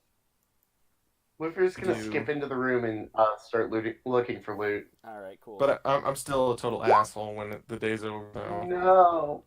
I'm still gonna let you take. Oh wait, good bit, because I still have 2 more charges. You have 1 more charge. 1 more charge. Have 10 HP. Cool. Yeah. So Luffy, you actually do manage to find some stuff. Now, whenever you walk into here, you see the petrified statue of a bear. Mid attack. Of course. Tap him on the nose, say hello, friendo, He and keep crumbles. going. He crumbles. I Entirely. think I'm still gonna take full good berry and then still do the potion of healing because Jiramong's a little leery of what's to come. 8 health. Cure Crumble. wounds. And Luffy Take just the- looks. Take the. Yep. Go ahead. Yeah, 1 at a time. Josh. Watches it crumble and just kind of stares at where it was for a second, and then shrugs and goes on looking around the room for valuable stuff. Right. So, in the room following, most of what you see are like statues of people that seem to be in the process of trying to wrangle something. You see they're holding like whips and ropes and stuff like that, but they seem to be stopped short of their tracks. You do find 2 identical green potions. They're almost entirely translucent. It's kind of like a Sprite where you're not sure if the liquid itself is green or the bottle itself is green. Okay. And you also find another scroll that you can't quite read. God damn it! Can we just stop letting him walk into rooms? Actually, make that 2 scrolls, but they're of differing writing. So On you. Just gonna put I have- 3 magic scrolls. Yeah. Is what Sure, I Mark, found. you- go ahead, Mark. Jermon has 25 health. Okay. Just take all I- 6 berries, and then hang on to the potion. Okay. All right. So yeah, you guys have defeated the Gorgon, and more or less, you have the rest of the level to explore. What would you like to do? Oh wait, so that was the boss fight? That was a boss fight. Yeah, no. Jiramong's intuition says, based on who he thinks we're following, there's more to come. Who he thinks he's following. He doesn't know for sure, but All right. if it's the situation on which Jeremong is pretty sure it is, which he's convinced it is, so he's going to play it that way. He is going to start throwing a little more caution at this point. Still Alright. fairly reckless, but Okay. So because blind rage and all, but he knows it's going to get rough. That hit to the head was not fun. So, as you're staring down this hallway, you see two doors to the left and to the right. And further down, do you guys know what your passive perception is? Like, do you guys know what your wisdom bonuses are? I think mine is 14. I could be I'm wrong. looking at you right now. Yeah, you do have 14 passive perception. I'm telling you, I'm good at playing Jeremon blind. I have a 16. Okay. So further down the hallway, you see there's a slight indent into the wall. Let me ping it to your left. And with like a slightly crooked candlestick on it, which is a super obvious secret door. Like, you're not even sure why they have that there. It's like really amateur work. We know our candlesticks. So yeah, you guys have you could either. It's a Candelstick. Yeah. That's Mark. Not Mark. Isaac. I forgot to tell you. I misspelled candlestick on the title card. So it's Candel. So we're gonna roll with it as Candelstick. I'm gonna say that Lufir wrote it, and we're gonna roll with that. Lufir the idiot. So yeah, you guys have two doors to the left and to the right in the beginning of the hallway. You have a secret door farther into the hallway, and the hallway does crook off to the right.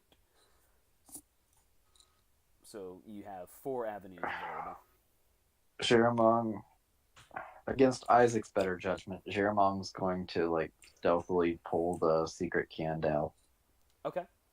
Wait, I got a trick I can do. Okay. I don't Jeremong does not trust you. Well, Bluefield looks at all these paths and goes, "Oh, I don't want to waste our time exploring all this. Can I just like figure out where people are and then we can go there?" Well, how do you propose this? A little awareness, so I can use this to try to see if there's anything found. Essentially, it doesn't find people, but it does find pretty much anything that's not people. So I mean, give it a shot. I think we took out their non-people. Yeah, you can go ahead and do that if you want. I'll expend one of my ranger spells to do that. All right. You find nothing non-humanoid besides. Responding to Jeremong saying he thinks the boss or whatever, Ragnar says, "Please 2, no more, no less." All right. So yeah, are you gonna be? Oh, he's Yoda. Yeah, he's pulling the candle. Okay. I'm getting that stupid fucking glitch again. Okay, never mind. Yeah. So Jeremong, you go ahead and pull. And this will be like, I'm gonna do a stealth roll too because I'm doing it with caution. Okay. Yeah, you tug on that candle and do it with caution, and then the stone starts grating impossibly loudly as it starts moving to the left. Sneakily loudly. Well, you're being sneaky. The wall is not. What is the wall's dex mod? It's a wall. It has 0 dex. So you have this door going, and you're able to actually somewhat remain out of sight. Not somewhat. You are actually able to remain out of sight and get a look in. You see a man a bald man wearing these green robes, and he is like seriously fucked up wounded. He looks pretty important. He's wearing like this jewelry. He's got this like this really decorated green robe that he's got going on, and there's like a broken staff to the floor to the left of him. He's bleeding out from his hip. He's got like a pretty bad cut right there. And do I know this? What is the race of this man? He's a human. I'm gonna make a quick history check for you. To send you something very important on Facebook very quickly. No, you're fine. I want you to use for Caldoggo Wait, what now? a picture for Caldoggo so we can tell her Apart apart from nameless? the fucking bears. Yeah, that's a good idea. I'll put that in. Yeah. So with your history check, it's good enough. You recognize all these clothing and this jewelry to be of the nation of Netheril, which is I believe it's to the northeast of the Sword Coast. Netheril is one of those like mage kingdoms that has risen and fallen again. And it is currently like kind of on a downswing, but still is together, and is a very hotbed of slavery. It is a very morally bereft country, with not a lot of upstanding ideals or anything. They are not above slavery. Okay. Just trying to remember. In my spell list, out of my racial feats, because of the type of tiefling I am, I have once per day invisibility, right? Yeah, you do. Invisibility, and I'm walking in there to get a better look around. Okay. But just basically so I can get a full view of the room. I'm not like going into the middle of the room and like Marco Poloing. I'm just getting full vision. Right. So he's as you're doing this, he's writhing around on the ground. He's like, "Who's there? Who's there? Show yourself, damn it!" As you're looking around, let me fucking give me a second. Have no fear. I am here. Oh God. So yeah. God, please no. Germong, as you're like taking a look around, this looks like it's it's like a torture chamber. That's a really good picture, Josh. By the way, just found it.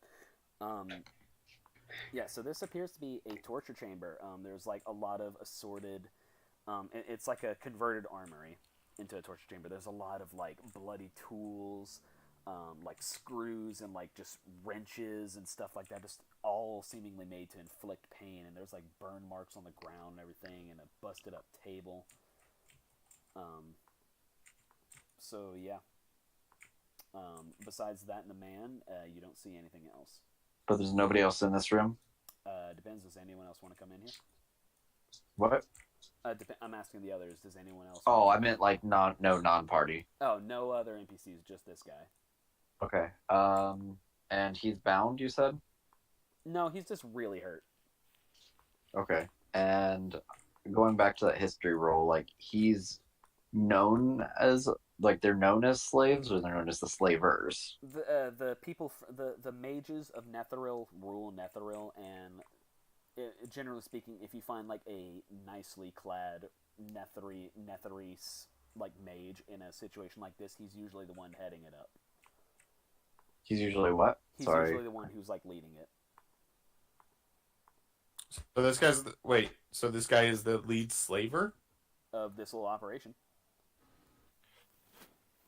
Oh, Germong's gonna go sneak assassinate. He's sneaking up behind, slitting that throat. Okay. Mark, can you go ahead and roll me a roll me an attack. Your invisibility is gonna break. So what I'm gonna have you do, your invisibility is gonna break upon making an attack action. Yep. So I need you to make a stealth roll for Germong, and then make an attack roll, and then we'll see what happens. Stealth. Do I get advantage? Do I get advantage on that stealth? Well, we'll see how the attack roll goes. The stealth is fine. Yeah. All right. I'm gonna give it to you. Yeah. You give this man like, what weapon are you doing this with, just for description? Since I'm stealthy, I think I would basically rapier straight through All right. So pointy through backside of neck through jugular. Okay. Yeah. You prep yourself, and no need to roll damage. You shove it right through there. You get him through his fucking jugular. And he gargles and he tries to pat at his neck weakly, and you hear him try to mouth some words, but he can't get anything else. Can't get anything out on account of all the metal going through his gullet. I cast healing word. Yeah. Do you really? Motherfucker. Do you really? Yep, it's It's important. just like, wow, we're just gonna kill everybody, huh? That's not what I wanted. You heal I'm him trying for to. 5 piercing damage, apparently. Hey. Jermon just like puts his hands up in the air, like, well, fuck this shit, and just walks back to the doorway and is like, all right, we'll ride it out. Is he alive? Is he gone? He's barely sustained. He cannot talk because he has a massive hole in his throat. Okay. I'll fix. I'll shove something in there. What you're gonna have to be a little more descriptive. Better yet, I'm gonna stick Gregory in there. Are you sure? Yeah, I'm gonna eat the shit out of it. All right. Yeah. Wow. This is really fucked up. So yeah, He deserves a painful, miserable death. Nothing as quick as what Jermon gave him. Yeah. All right. Wow. Damn. Gregory just slithers his way into the slit that Jermong made with his rapier, and begins to eat this man's throat from the inside out. You awful, awful person. I'm really. We're just gonna go down around the corner before he throws up. I mean, we're killing the slave. We're killing the slavers, Yeah, I was and gonna we're say, the bad people. The only reason that I'm not making you shift your alignment to chaotic evil right now is because this is a terrible, terrible person.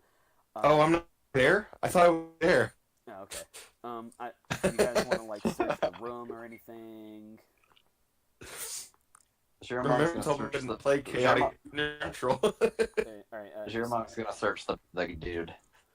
Okay.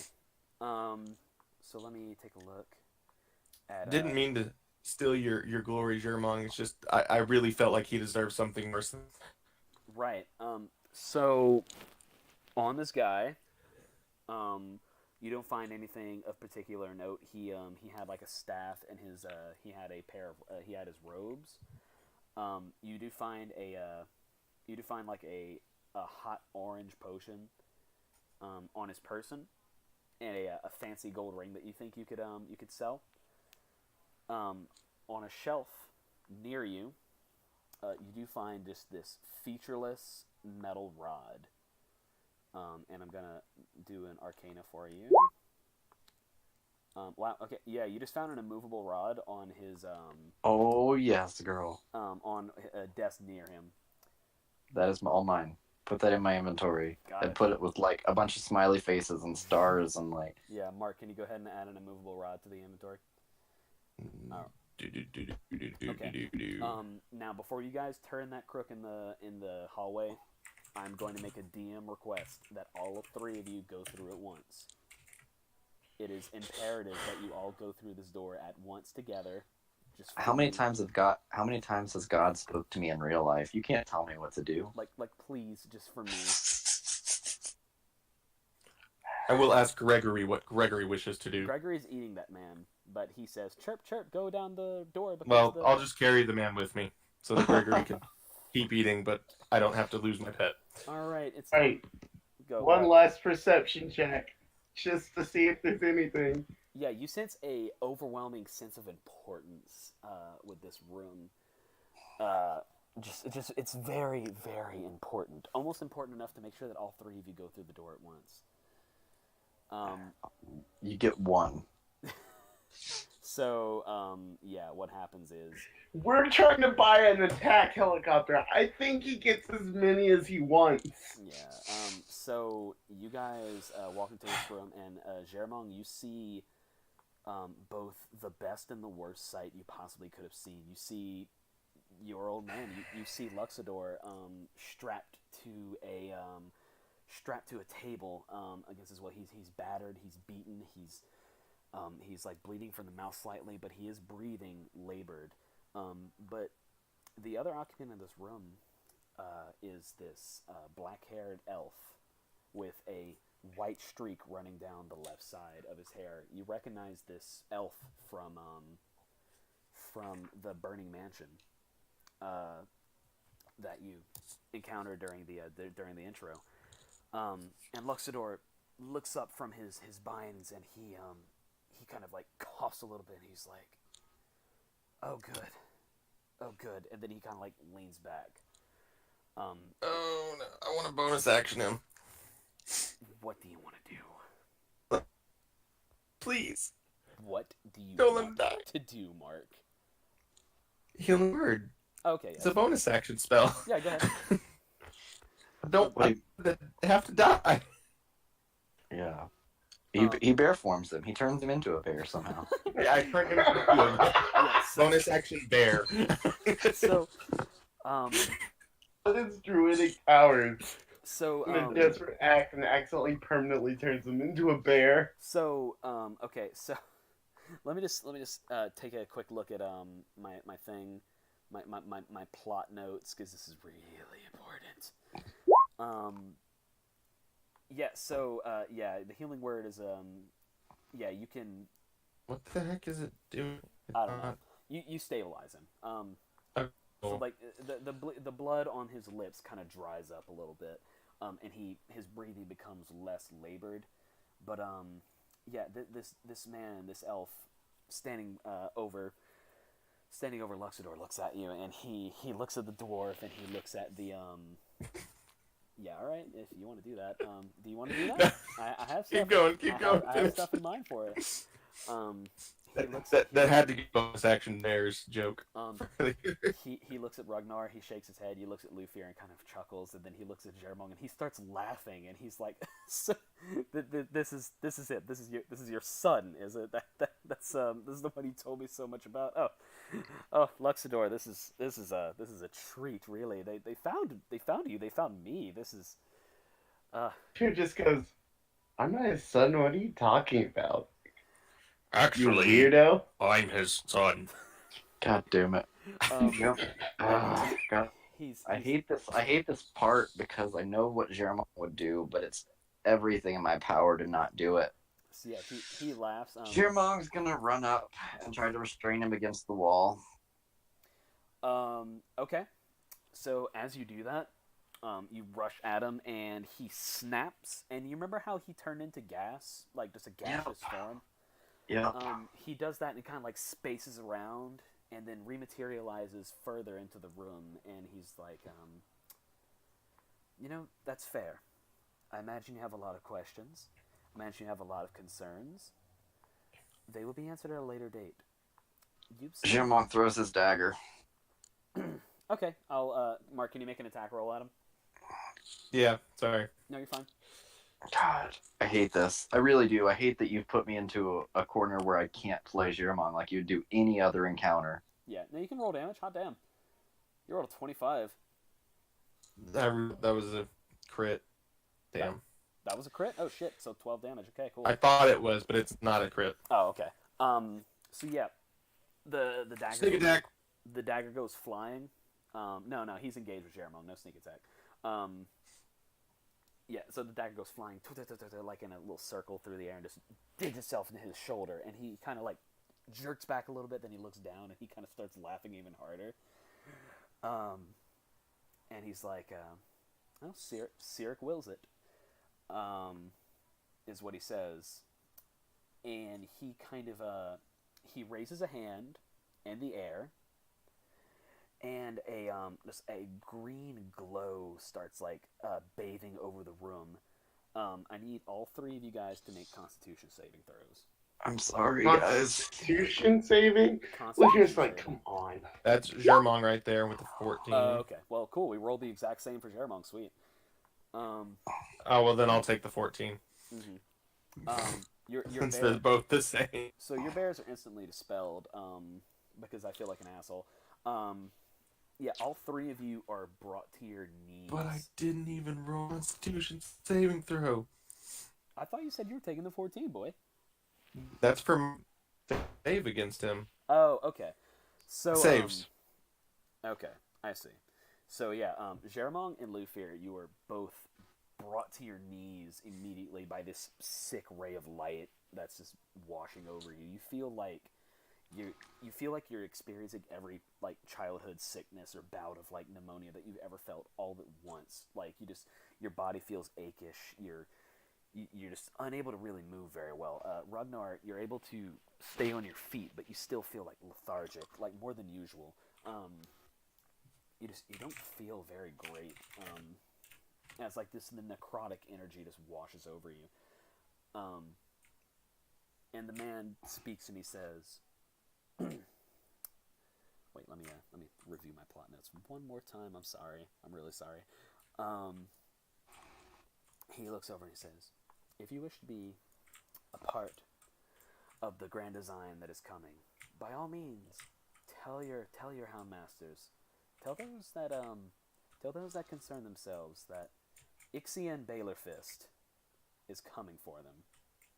And then he dissipates, and then he is gone from the room. And Is Luxidor still there? yes, he is. Luxidor is still Okay. there. He's breathing. He's okay for now, but he does not look good. Right. Look, Jirmong's gonna feed him his potion of healing. Okay. Yeah, as you touch him to bring the potion of healing to his lips, you were able to successfully get it down him, and he tries to choke it down as good as he can, and he looks you dead in the eyes, and he clasps a hand on your shoulder, and you notice there's a small rock in his hand that is in his hand that's clasped on your shoulder, and then your vision goes white, as does Lufir's and Ragnar's. It just goes, no, not again! And you see yourselves, it's raining, and you're outside, and there's a grand tower in the distance, and you see the waves of the ocean, and you see the sand, and you see a couple village buildings, and then you notice a bluish green light emanate from the windows of the tower, and then it just shatters. The tower crumbles in half and just falls to the ground, and it busts up pretty much everything underneath it. And you're running as fast as you can through the burning city of Galdergard. You've lived here pretty much your whole life, and you never thought that anything could happen like this.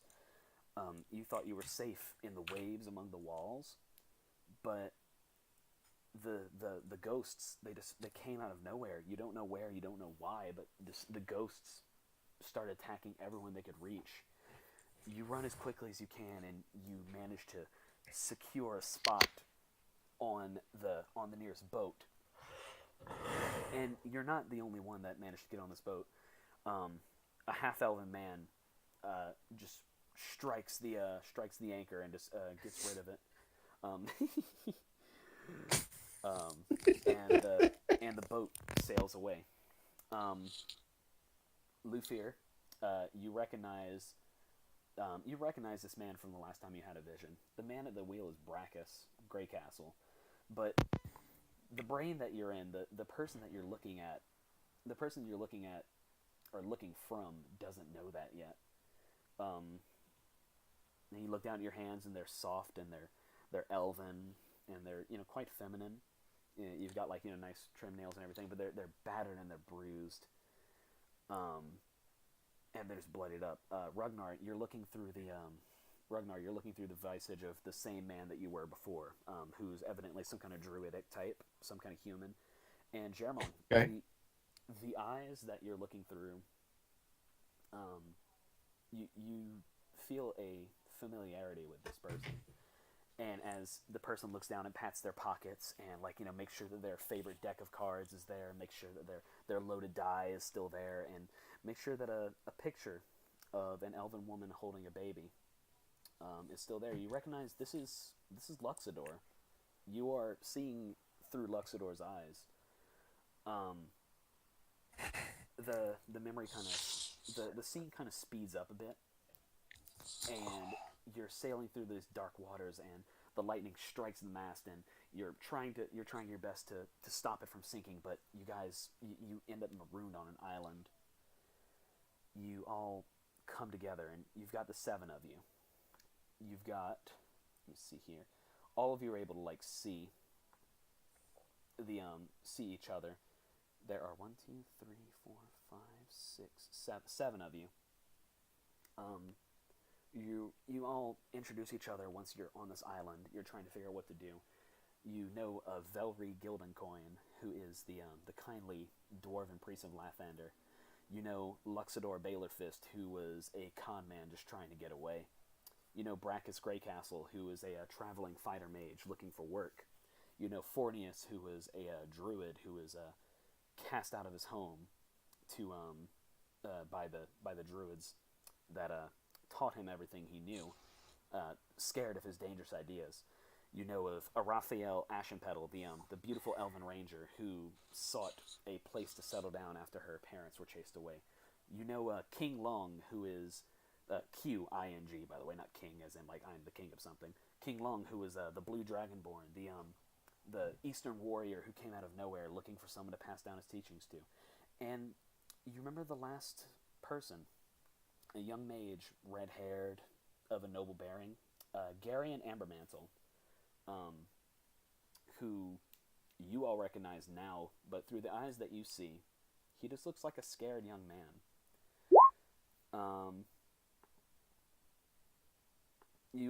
All you guys would recognize from your own memories. Garion Ambermantle was the Lord of Scornabel. He was the man that tried to turn his daughter into a living phylactery and tried to take over the city even more than he already did. Remember his daughter. But he's just a young man here. And a lot of them, they spend their time exploring this island. This is a much longer memory crystal than the last one, I'm sorry. They spend their time exploring this island and they find this dungeon that they all get lost in. And they're all like, if they've ever done any adventuring, they're all new to it. And they're stuck in the dark and they can, even with dark vision, it's like this kind of magical darkness. Dark. It's like this magical darkness beset upon them by the ghosts that seemingly inhabited their island. And when all hope seems lost, Raphael, she places her hand on the ground and finds this pristine candlestick within its silver base. She lights it, and it gives them the light they need to press forward, to dispel all of the darkness around them, to scare away the ghosts. They find treasure, they find building materials for a new raft. And when they finally escape their predicament, they meet up at a tavern in the city of Baldur's Gate. And they raise a toast to their survival, and they proclaim themselves a new adventuring party, for they know that their talents are too good to go to waste. And they proclaim themselves the Order of the Candlestick. And then the memory fades away, and you're back into your normal selves. What do you do? Okay, so you cut out there for a second. Oh, did I? At the end? The order of the... Because you literally lost the last word. Oh, You've been quiet for 5 minutes now. I'm sorry. Yeah, so you might have to repeat the whole thing. Wait, are you fucking serious? Don't fuck with me. I was about to say. No, they proclaim themselves to be the Order of the Candlestick. Alright. Slightly different than our group, because we're the Order of the Candelstick. Yeah, I was making sure there wasn't any like fantasy copyright. You guys never officially declared yourselves that, I don't think. Oh man, he's redid. So yeah, that's all you guys have seen. You guys have a still declining health Luxidor. Yeah, Germon's gonna do everything he can to get him out of there and get him taken care of. So he's beeline out of that building. Bonus action bear. I guess you're a bear. No, aren't you out of wild chase for the bonus? These stupid rocks. He's gonna start breaking them. Your story took forever. We got a long rest. I'm sorry. Yeah. It's important, I swear, you assholes. No, it was good. It was good. We've been here for 4 hours, and Luxidor's dead. Well, No, you're good.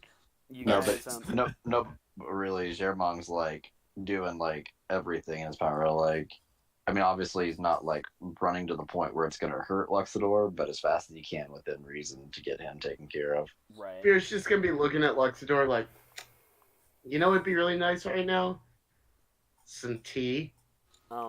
So Shoot up in realization and be like, guys, we left Song alone in the shop. So as you guys, Jack Jack Black's Black there. is there.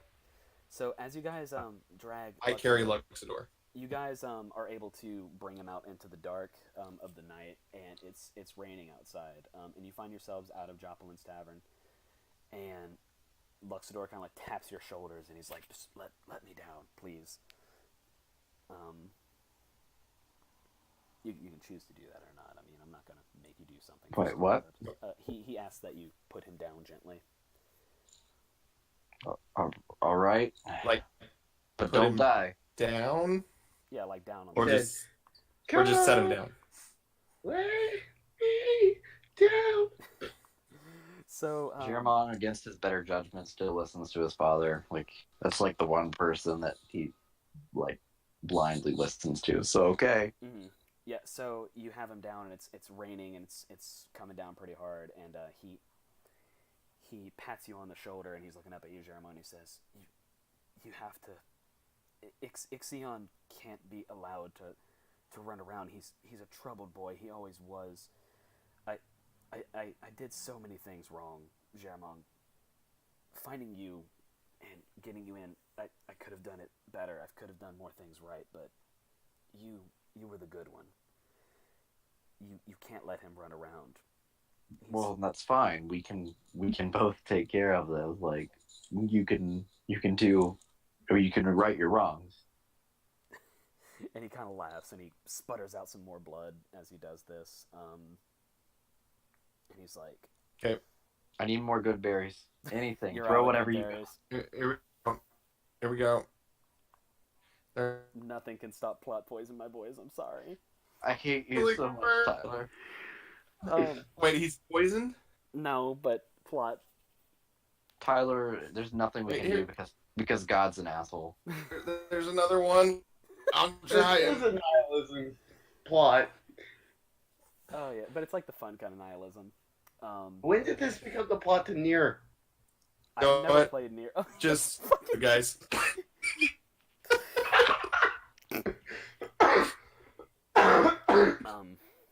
He's like, and he like sputters one more time. He's like, "I believe in you.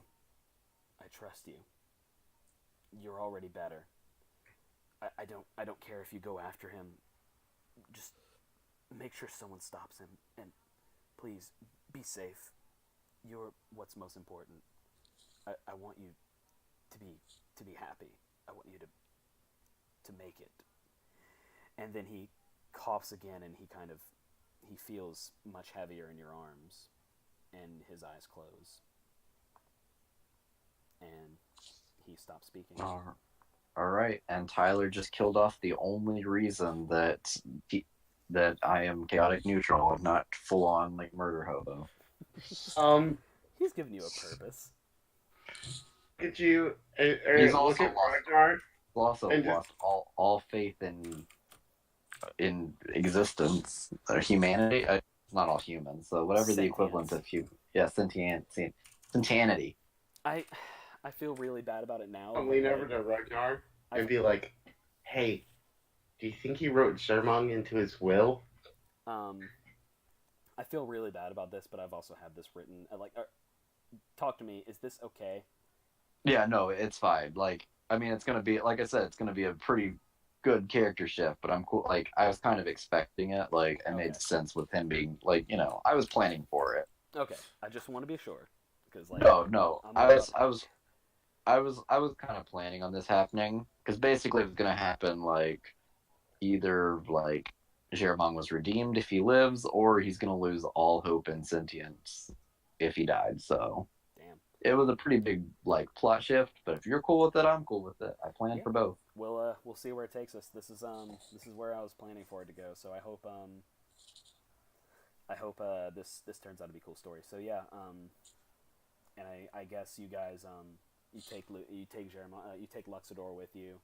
I don't know what you guys do as far as like burials go or anything like that. Jeramong's literally at this point gonna go like full like early 2000s emo teenager, and he's just gonna take Luxidor and like, disappear. Oh, so you're just out? Yeah. Dang it, All right. Josh. So Dang it, Josh. no, Dang it, Josh. if I Too recall, soon, man. no, listen, Josh. Luxidor has been in prison for a long time. Also, scene transition, loading screen. Yeah, Luxidor's been. Beer's just not good at empathy.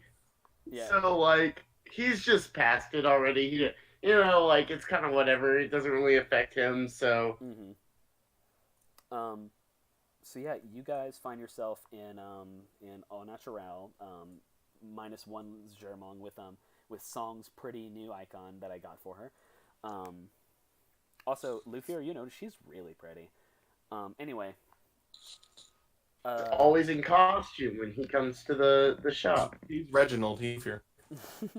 So, yeah, you guys come back to the tea shop, and it's empty because it's nighttime, and like Jack Black and Song are just kind of shooting the shit. And you notice that Jack Black has like, excuse me, Jack Black. By the way, it's spelled JAQQUE, Black.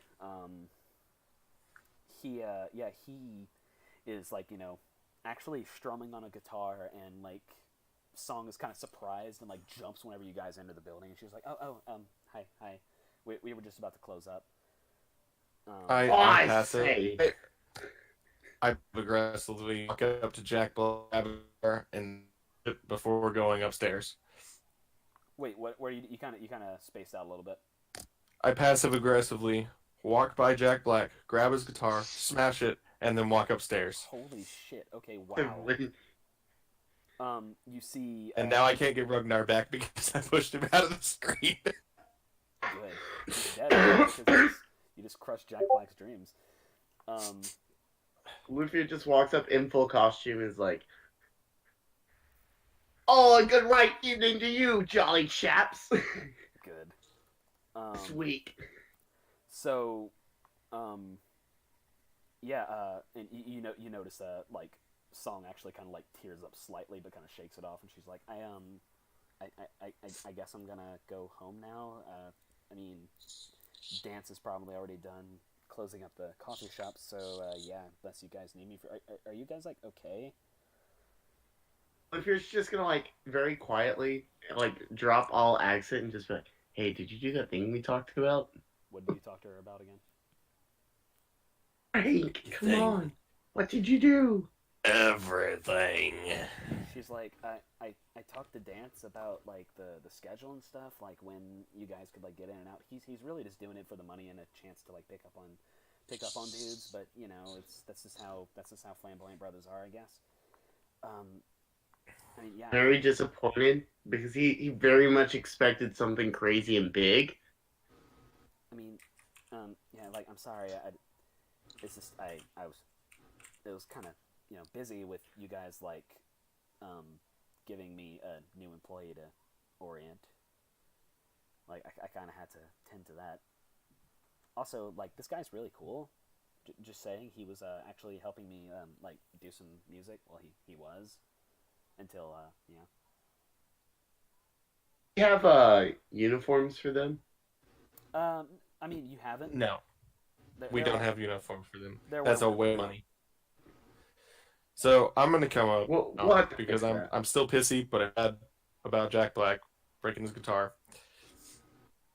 So I apologize. He's like, that's it. I just apologize. Okay, he's like, well, my guitar's still broken, but thanks, I guess. And then I tell both of them, employee month starts now. Don't quit. You're fired. Oh my god! And yeah, they both take that. Is there anything you guys would like to do at the tea house? Before we skip ahead. Belligerently until tomorrow. Yeah, that's what. Double check the banana stand before we go to make sure it still has all the money in it. Oh yeah, no. Song's been taking good care of it. I just gotta double check because like they are new employees. You know how they get. Nah, Song's cool.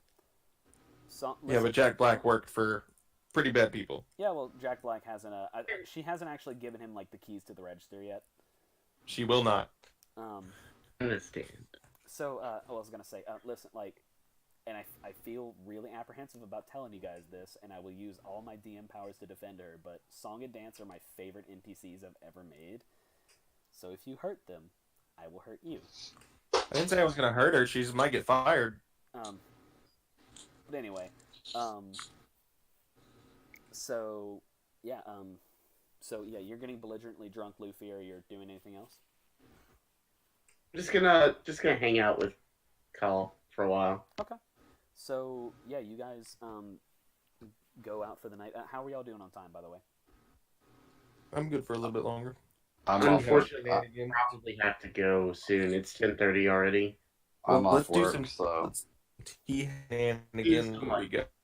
Yeah, we can do some like whatever we have to do, but Yeah, it's all going to be light mechanics from here on out. Yeah. Yeah, we have vegetables before we can have our dessert. Yeah. So we had our vegetables. Get to have our dessert. Yeah, the vegetables and the dead father.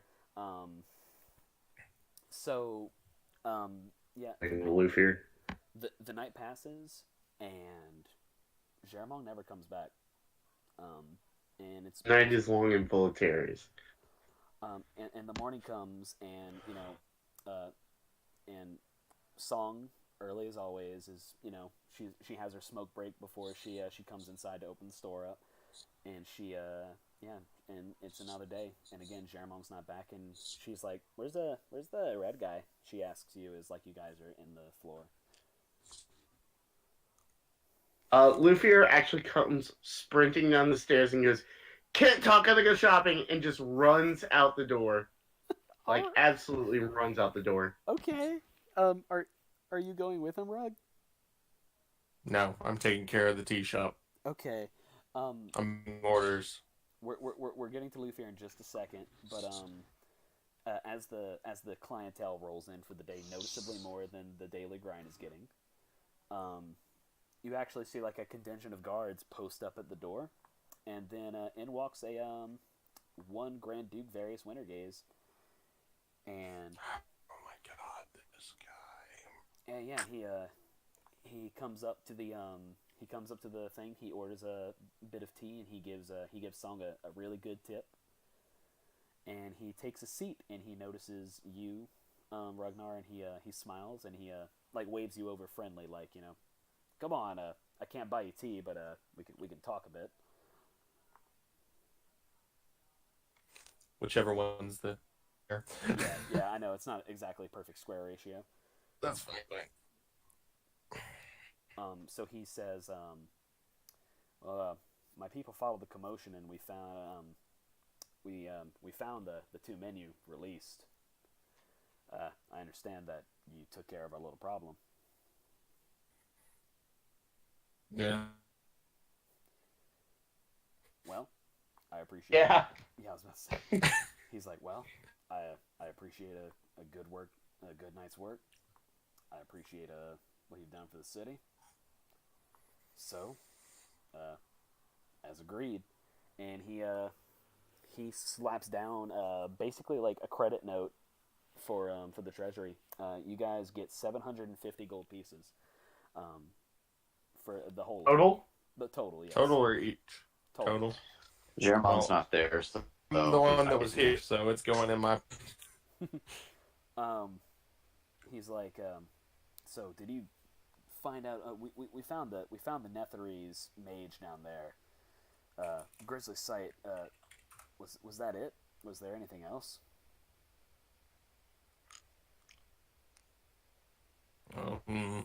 There was some. You kind of cut out there. Somewhat. There was some stuff. Yeah. Like what was there? Snake lady spiders, scorpions, bats. But those were mine. Two more bears. Those were also mine. Dead guy. Another dead guy. Yeah, we found those dead guys. Oh, Glowy touched them. Glowy, what now? Glowy touched them. Uh-huh. We're just having a hard time determining that this is indeed just a simple Netherese slave smuggling operation. There's Oh no. you're cutting out real bad. Oh no, we're rude. I don't even know what. he's like, all right. Well, we're going to continue doing our investigation. If anything comes to light of any other involved parties, do let us know. We're having a hard time accepting that it was the work of just one magister. Transporting a Gorgon, that's not exactly easy work. I get a favor, Wait, what do you say? You gave him a favor? and I get a favor. He's like, what do you want? There's a boat off the shore of the whatever those islands are. The Moonshay Islands. The moon shells. You get it? He kind of looks over and he's like, that's a bit beyond my jurisdiction, but I'll see what I can do. Good. Alright, do you have a name for this boat? What was the name of the boat? You Like, never give I me a mean, name. well, but what was the name on the boat? Oh. You know, the boat. I mean, it is my boat, but only after I savagely kill on it. I never actually gave it a name because I never expected you to get it. You never to give me a boat. But you know what? Let's go full anime with it. It was called the Flying Nimbus. Okay. The Flying Nimbus. I'll reach out to our people in the Moonshays, see if there's anything we can do. Again, if you know anything else about this operation, and you're hiding something from me, I will find out. Have a good morning. And then he turns to leave. You too. Alright, so yeah, continuing the proud tradition of being a complete and total narrative pain in my ass. Luffy, what are you doing, my buddy? Luffy excitedly ran out into the city to go back to the shop where he found his just awesome costume from last time. And he knows exactly what he's looking for this time. So we need Go ahead. a white with a beard. Alright. We need a pointy hat of some kind. Okay. Gray robes. Alright. You're able to find gray robes with green stripes. Works. You are able to find a dirty white beard, and the wizard hat that you procure is what's a good color to go with green? Pink. It is a pink hat. Perfect. Luffy looks at this and goes, "Oh my god, it's perfect!" I hate you. Oh man. slaps down the money and runs out of the store. Yeah, it's gonna be like 5 gold pieces for such a Yeah. high quality disguise. Wow. I'm What a moron. alrighty. What would you like to do with your newfound disguise? Oh, Luffy is gonna kind of pace around the city and start asking random people if they know where he can find quote unquote magic spells. Okay. He is Can you describe some of these for me? like people are giving him really weird looks. And he's like, like you see wizards do it. It flies up in the air and they go bang, and there's lots of color and sound, and they seem really, really powerful. Yeah, you're able to buy a couple fireworks for like a gold piece. Now these are like medieval fireworks, and you're not a mage, so you can't like do prestidigitation or some of that fun shit. So like yeah, you're able to get like some crude fireworks that are pretty much the equivalent of like bottle rocks. This is all you have to do to be a wizard. This is the greatest day of my life. So what happened was Luffy went home and realized that his mind somewhere he convinced himself that if he just looks like whatever class he wants to be, he can suddenly channel those classes. Right. He's like, yeah, it's easy to be a wizard. I just have to dress like a wizard. Right, got it. He's like, I have magic scrolls already and random potions that I don't know what they do. I'm a wizard. It's that easy. All right. So do you come back to Unnatural? We gotta go put everything together, man. Make the magic happen. Got it. Well,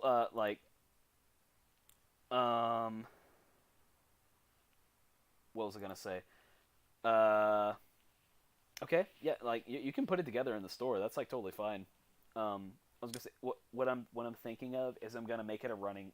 I want to make this a running gag that you always roll deception on songs specifically to see if she falls for it. Yeah. Okay. He walks in and he goes, "Ho, weary travelers! My name is Root Beer the Mage, and I have come from the faraway land to do magics within the city." Shit. So, gym-related note. What's Lufir's armor class? 14. Keeping that, in the back of my case I need it for later. Anyway, go ahead and roll deception.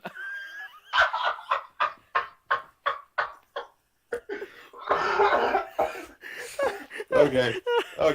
Back in the back of my I'm brain. trying. I'm trying so hard not to laugh. He just rolled a nat 1 and he has a -1 to deception. So, what are you doing? What are you doing to Lufir? Punching him in the stomach. Lufir, I don't know what to make you roll. Yeah, you get punched in the stomach really. Can I roll a dexterity save? I feel like this is an attack on AC almost, but yeah, go ahead and roll dex. It's a contest. It is an attack. It is an attack on AC. It's an attack. It's an unarmed attack. It's really way funnier if you get punched in the gut. So I'm doing that. So what happens is like Ragnar just strides up and punches you in the gut like really hard, and like a couple of your bags of tricks fall out. Mostly those little like you know those little wrapped balls of gunpowder you can get for the 4th of July that just snap whenever you a bunch of those fall on the floor, and like a bunch of snaps happen on the ground like all around your feet. As he's doubled over, I take his hat and I say, "Try again." So Song is leaning on the bar, and she's kind of like she has like her hand in her chin in her hand. She's kind of like she laughs at the whole thing. It's the first time you've seen her actually like laugh or exhibit any kind of like outward happiness emotion, except whenever she's interacting with Cal Doggo. Ragnar, right now, Lufir has seen Ragnar summon bears multiple times, and he's like, "It'd be really cool to have a bear." So I'm pretty sure the next one is Lufir is gonna go glue twigs to himself. Bear. Oh, I give the pink hat to Jack Black, and I say, "This is for your guitar." Can you say that again? You cut out again. This is for your guitar. And he takes it and he's like, I've been paid worse. And he puts it on and he's wearing it happily. I'm going to have to Photoshop that. Doubled over on the ground, and he just goes, "That's my hat! This is the worst day ever!" Wait, what's that? "That's my hat! This is the worst day ever!" Alrighty, wow. I feel like this is a pretty solid stopping point. How are you guys feeling? I'm off tomorrow, so it makes no difference to me, but I know other people have shit. So whatever for everybody else. Yeah. So this week is really bad for me. We have state evaluation on Saturday, so... Are you doing anything tomorrow? Just curious. Okay, what I missed? Oh, nothing. We're just talking about cutting it for the night. Yeah, Josh, do you have anything to do tomorrow night? We got marching rehearsal till late every night this week. Oh, okay.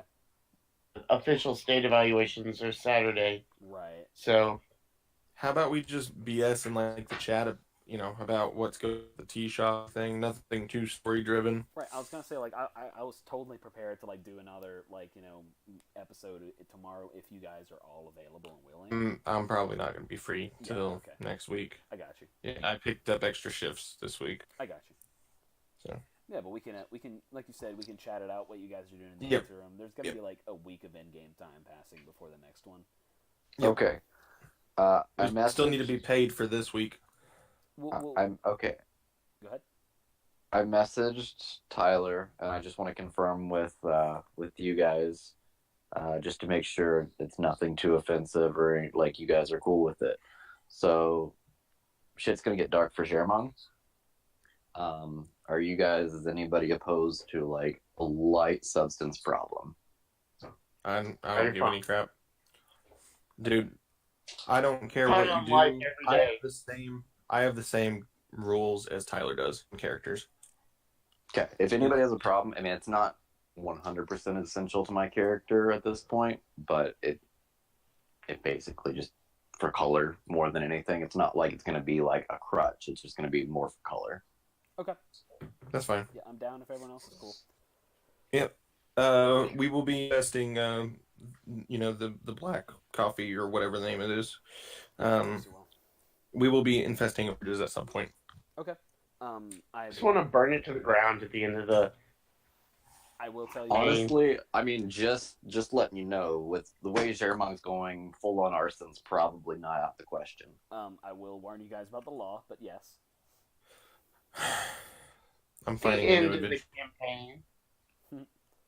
The end of the campaign is all of you guys getting arrested and beheaded in the fucking center square. No, I'm not part of that. Good luck It's like finding the me. end of Monty Python, where like we're going into an epic battle and they just walk up and arrest us. And then like Jermong casts his disguise self that he gets once a day yeah. to become one of the owners of the black coffee or whatever, and then just cast burning hands all 3 times and like just like flamethrowers the place. The Daily Grind. It's a really clever name. Fuck off. I'm thinking. We're gonna daily grind it into the ground. Apparently, I'm thinking of like all 3 of you guys just like dead, being beheaded, and like you just pan out the final shot of the series is Jack Black playing on a piano and he's playing the Monty Python song. He's like, "Isn't it awfully nice to have a penis? Isn't it awfully great to have a dong?" Okay, so here's my overall goal. Since All Natural is kind of my baby, that boat that I'm sending off for, that's going to be the new resident natural. So you're expanding. Yes, Wow. it's going to become a party boat, Okay, cool. a tea party boat. I got you. a tea party boat. That's God damn it! Oh you just got inspiration. You don't know why. I am inspired. If Tyler abided by the same inspiration rules as last time, like for puns of inspiration, we would just have perma inspiration. Just roll everything twice. Yeah. Oh man, I forgot about that rule. I love that rule. Yeah, I made a pun and got negative inspiration last time, so Yeah, that's not necessarily true. Yeah, I've got to bail, unfortunately, guys. Okay. So if we're good, I'm getting very close to having to do the same thing. Yeah. Okay. I'm just mostly talking about like reviews and everything at this point. So if you guys need to dip, you guys need to dip. That's cool. I'll chat it. Okay. Okay. All right. Good. Good to see you, man. Hope y'all. Yeah, man. I'll catch y'all later. Okay. Okay. Bye bye. Boys. All right. And then there were 2. Hey, Isaac. Yeah. Your stream's off, right? Actually, let me go ahead. For the like 2 people that joined in, which is kind of what I expected, but whatever. Yeah. Thank you. First guys time, yeah. Yeah. Thank you guys for like joining on a short notice. For the guys of you who did, I hope you guys had fun. Wow, we went for like 2.5 hours. That's about right. Tune in next time for the Order of the Candelstick, because that's literally what we're going with now. Hopefully we'll have this a little more organized, and hopefully this actually went well, and just nobody told me that anything like went bad or anything. You know what I'm trying to say. Yeah. So, all right. Peace out.